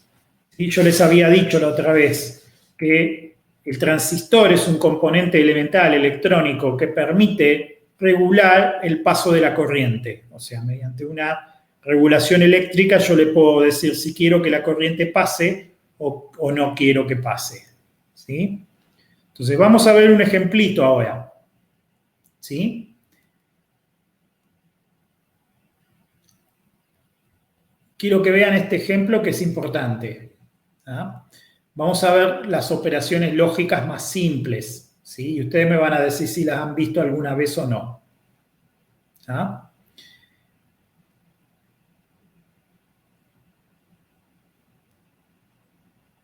Primero y fundamental, y confírmenme que todos lo entienden bien.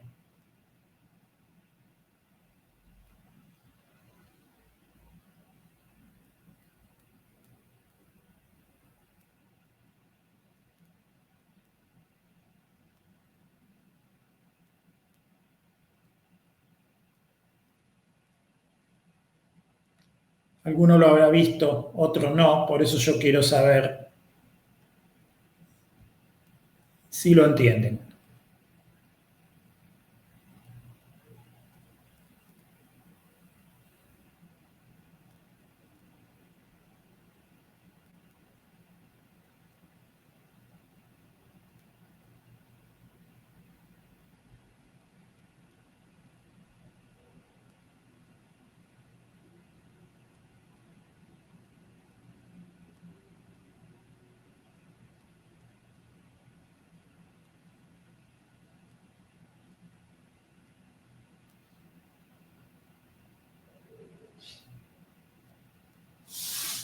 Imagínense que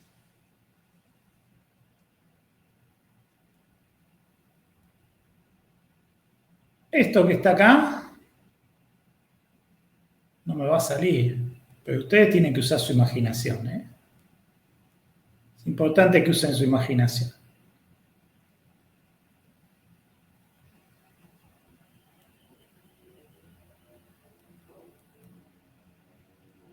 Imagínense que esto que está acá es un foquito, ¿sí? Una lamparita. ¿Ah? Y esto que está acá es una pila que le provee electricidad, ¿sí? Si yo interrumpo el circuito, la corriente no circula, la lamparita se apaga, ¿está bien? Si yo conecto el circuito, entonces la lamparita se enciende. Eso lo entienden todos, ¿verdad?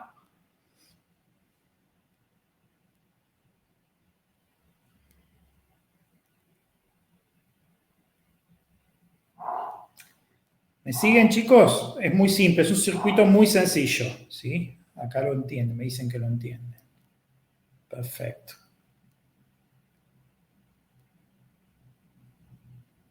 Muy bien. ¿Hay alguien que no lo entienda esto o no? Ninguno, no. Me han dicho que sí. Bien, perfecto. Esto lo vamos a usar como ejemplo.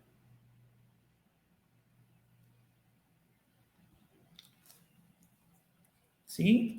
La salida.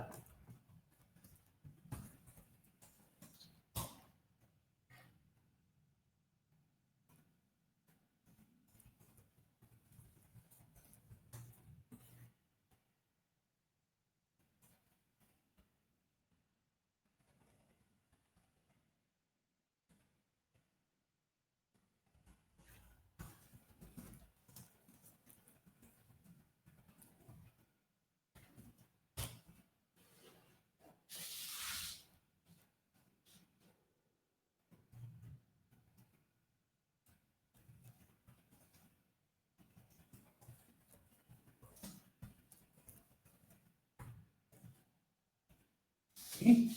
Interruptor abierto, como está ahora, ¿sí? Es 0. Interruptor cerrado es 1. Fíjense que este circuito se llama identidad.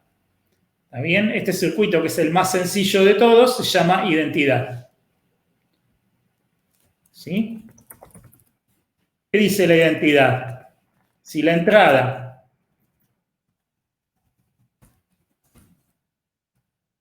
es 0, la salida es 0. Si la entrada es 1, la salida es 1. Fácil, muy fácil, ¿no?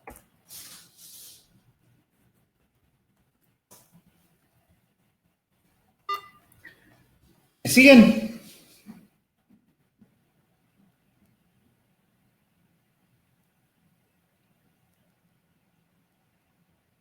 Chicos, ¿me siguen? Este circuito se llama identidad. ¿Sí? Vamos a hacer otro un poquito más difícil ahora. ¿Está? Otra vez voy a usar la maravilla del software. Y vamos a copiar y pegar. Ya que me salió lindo la primera vez,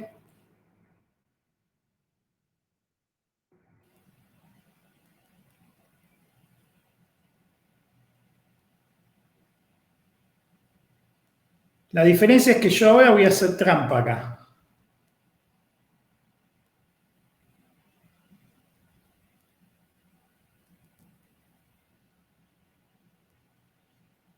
A ver si me sale.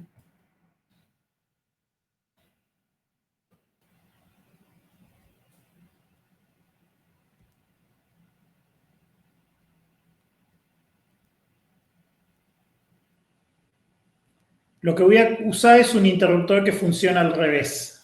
¿Sí? Que cuando está, digamos, cuando está abierto, pasa la electricidad y cuando está cerrado, no pasa la electricidad. ¿Sí? Es un truco.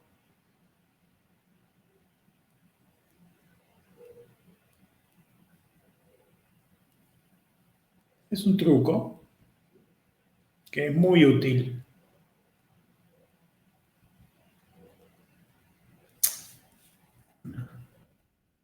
No me hagas trampa.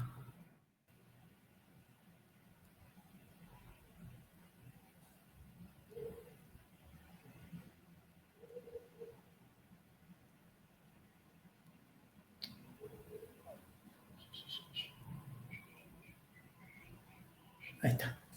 Eso quería lograr y lo logré. ¿Ah? En este caso, el interruptor, digamos, está conectado distinto. Está conectado de forma tal que cuando está abierto, ¿sí?, circula la corriente, y cuando está cerrado, no circula la corriente. Este circuito se llama inversor.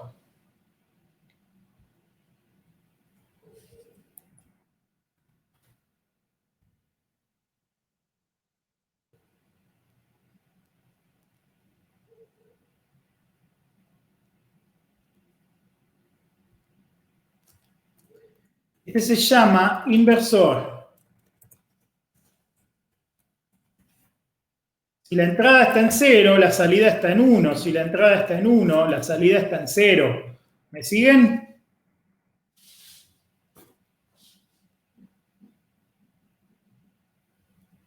¿Me vienen siguiendo?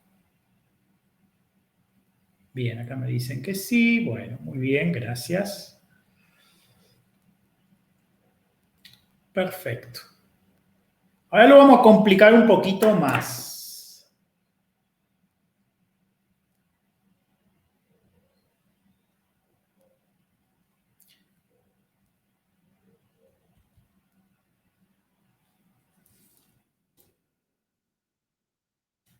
Vamos a hacer otro.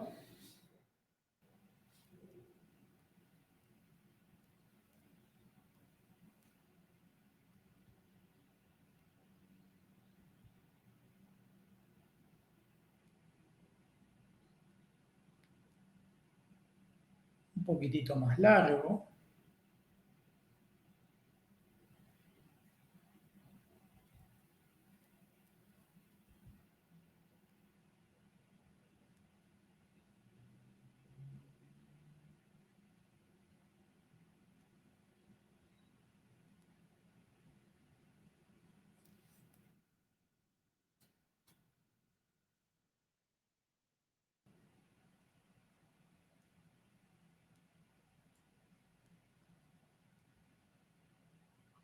Y le vamos a poner 2 entradas en vez de una sola. El otro tenía una sola entrada, ¿ven? Este tiene 2 entradas.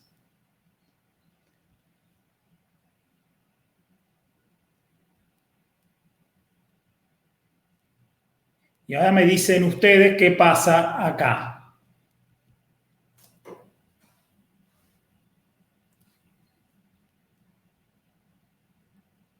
Como tenemos 2 entradas,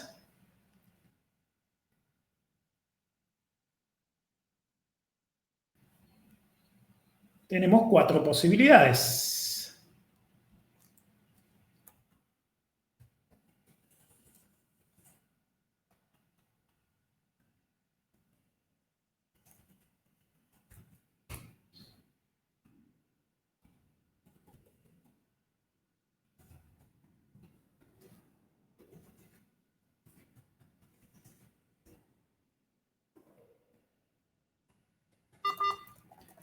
Y ustedes me tienen que decir qué es lo que pasa acá.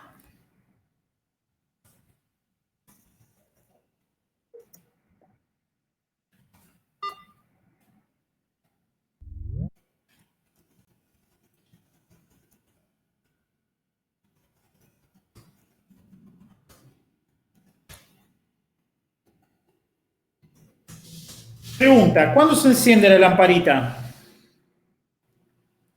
¿En qué caso se enciende la lamparita?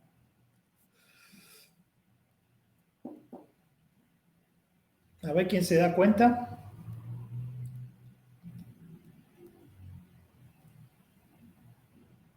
¿Cómo hago para que la lamparita se encienda acá?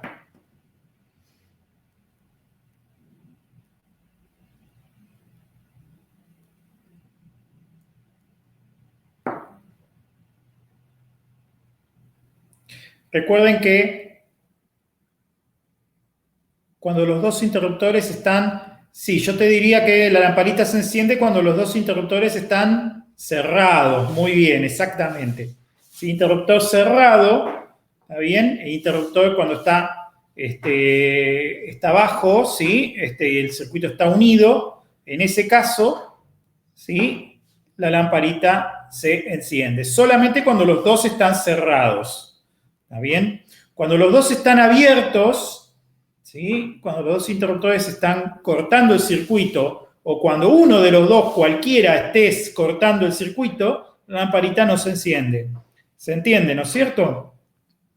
Recuerden que cerrado es cuando está abajo, cuando conecta.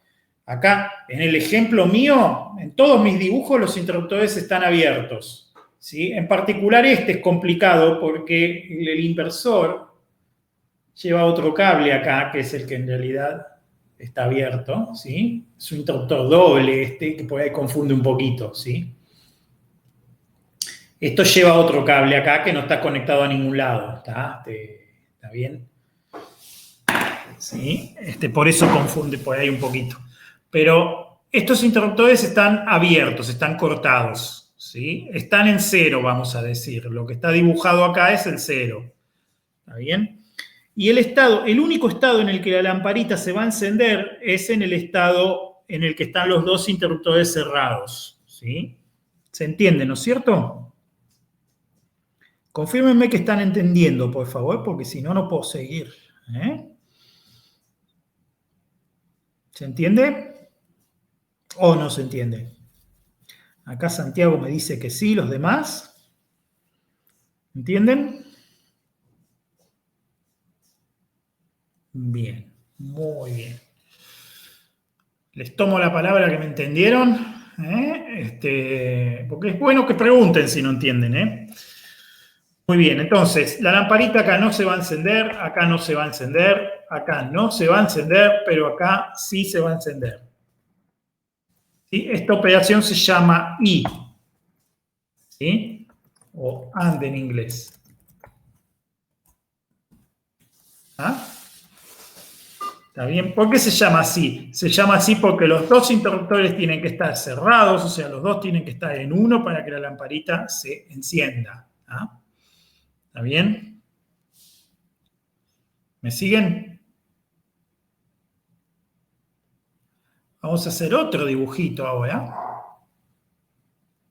Vamos a hacer otro dibujito para explicar otra función lógica.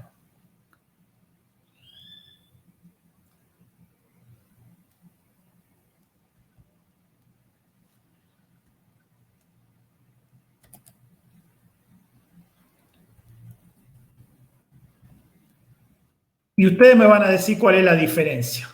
¿Ah? También tiene dos entradas, también arranca con las dos abiertas, pero está conectado distinto.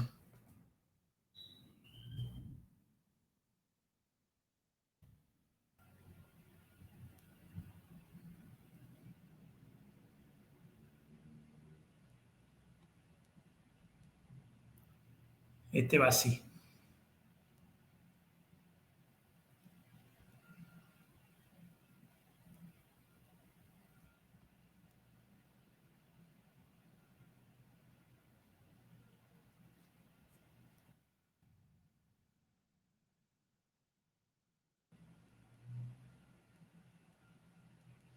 Ahí está. Miren qué bien que me quedó.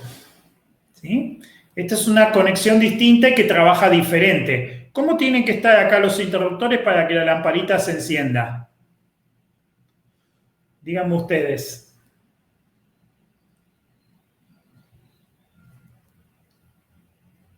Muy bien, Mariano, exactamente. Con que uno solo de los dos esté accionado, ya la lamparita se enciende. ¿Sí? Ya no se necesita que estén los dos como en el otro caso. ¿Ah? Esta función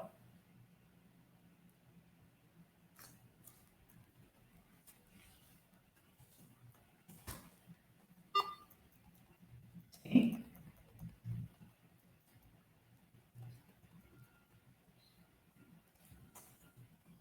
Es la función O, ahora en inglés. ¿Sí?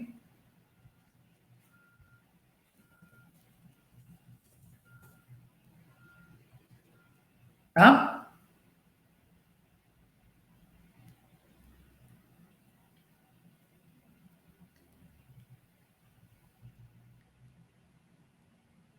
Y uno un poquito más difícil que les voy a dibujar ahora.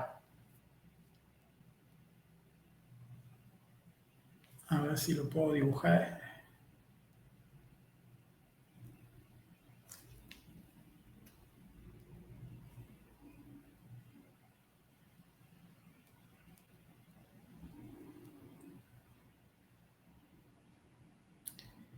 Sí, puedo dibujarlo. Este es más difícil, lo van a tener que pensar un poquito más, pero les va a salir también, ¿eh? Es el último que vamos a hacer hoy. La próxima clase vamos a ver cómo esto se puede usar para hacer cuentas también, ¿sí? Que es lo interesante. ¿Sí?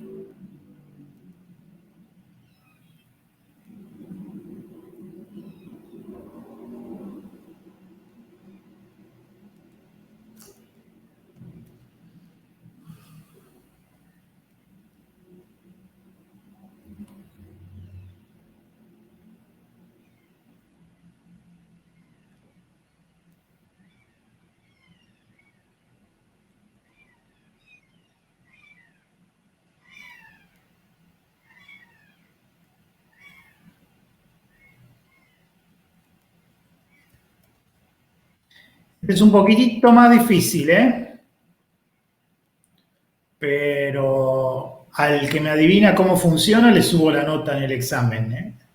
Ya les digo.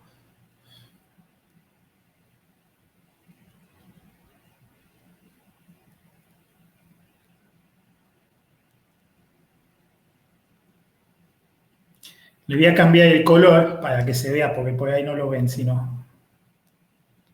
Le voy a cambiar el color al interruptor, ¿sí? Para que se vea bien.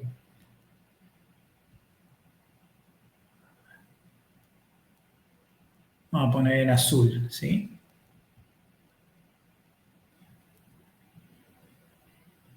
Ahí está. Estos son muy parecidos al que usé en el negador, ¿sí? O sea, tienen dos caminos, ¿sí? Tienen dos caminos. Estos dos interruptores están los dos abiertos ahora, entonces están yendo por el camino alternativo. ¿Está bien? Cuando se cierran, digamos, pasan para el otro lado. ¿Está bien? Entonces, a ustedes me dicen cómo funciona este. Les tiro una pista a la luz de la escalera. ¿Ah? Esta es la luz de la escalera. ¿Sí?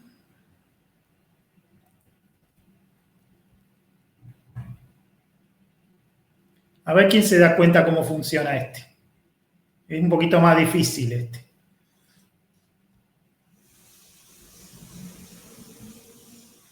Fíjense que ahora están los dos abiertos, ¿sí? Les voy a aclarar eso para que no se confundan. ¿Ah?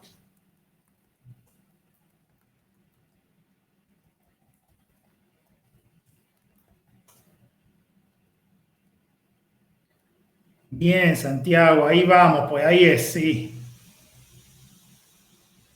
Les voy a aclarar, ¿sí? Este está en 0 acá y este está en 0 acá, ¿sí? Si estuviera tirado para el otro lado,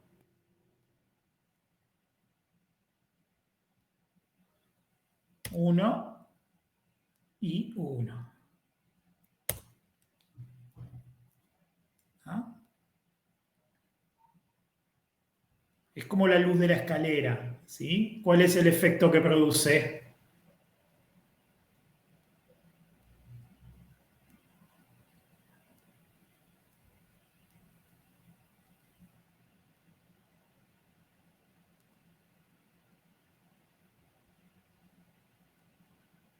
Se apaga cuando se enciende el otro. Sí, exactamente.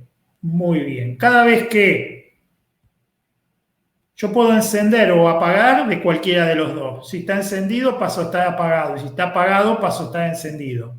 ¿Sí? ¿Está bien? O sea que solamente están encendidos cuando están los dos iguales. ¿Ah? ¿Se entiende, no es cierto? Esto se llama equivalente.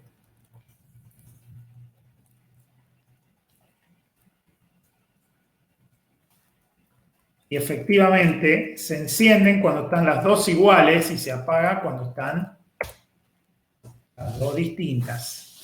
¿Está bien? ¿Sí? Y uno muy parecido a este, casi igual, es justo el opuesto, es uno muy importante que se usa un montón en informática. ¿Está?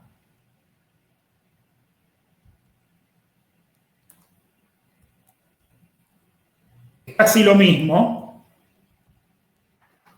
bueno, de este lado. Es casi igual. Tiene un pequeño detalle nomás. Y a ver quién me dice qué efecto produce.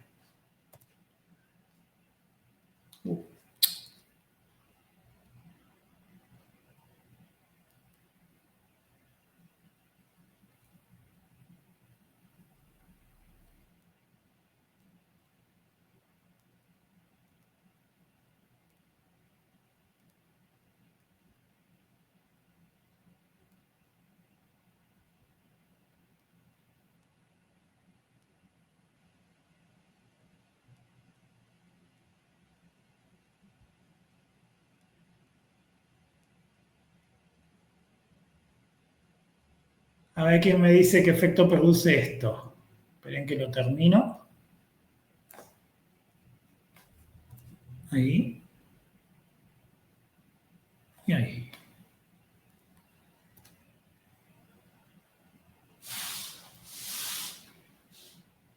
¿Quién se da cuenta qué efecto produce eso? Ahora los cables están cruzados. ¿Sí? El 1 está conectado con el 0 y el 0 está conectado con el 1. ¿Qué efecto produce esto? A ver quién se da cuenta.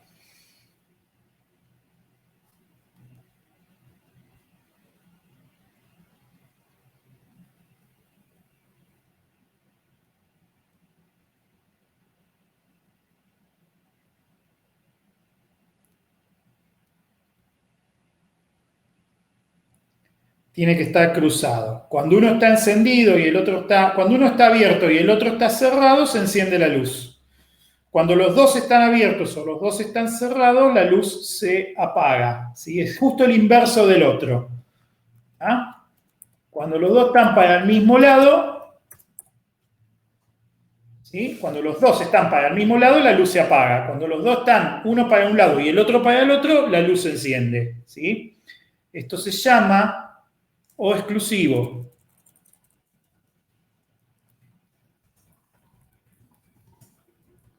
En inglés.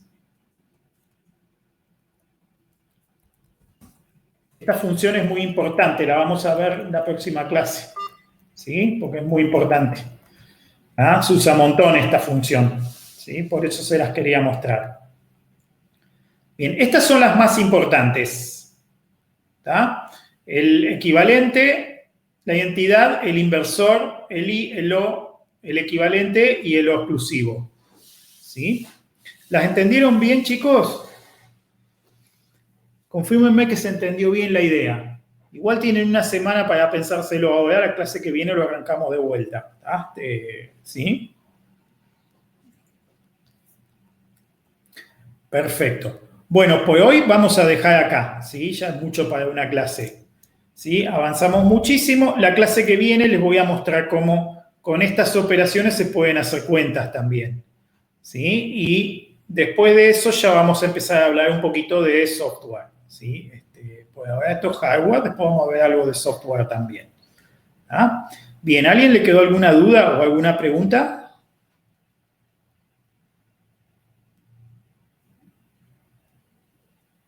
Si no tienen más dudas o preguntas, dejamos acá por hoy. ¿Sí? Dejamos acá. La clase que viene arrancamos a partir de este punto. Avancen con el práctico, ¿sí? Los que no hicieron nada del práctico, bueno, conéctense con Maggie mañana, ¿sí? Y vayan con dudas y preguntas y no se duerman, ¿sí? Es muy importante. Si se dejan estar con los prácticos, se les van a amontonar. ¿Ah? Bueno, chicos, nos vemos el miércoles que viene, Dios mediante, ¿sí? Muchas gracias y no se pierdan, por favor. Nos vemos, hasta luego.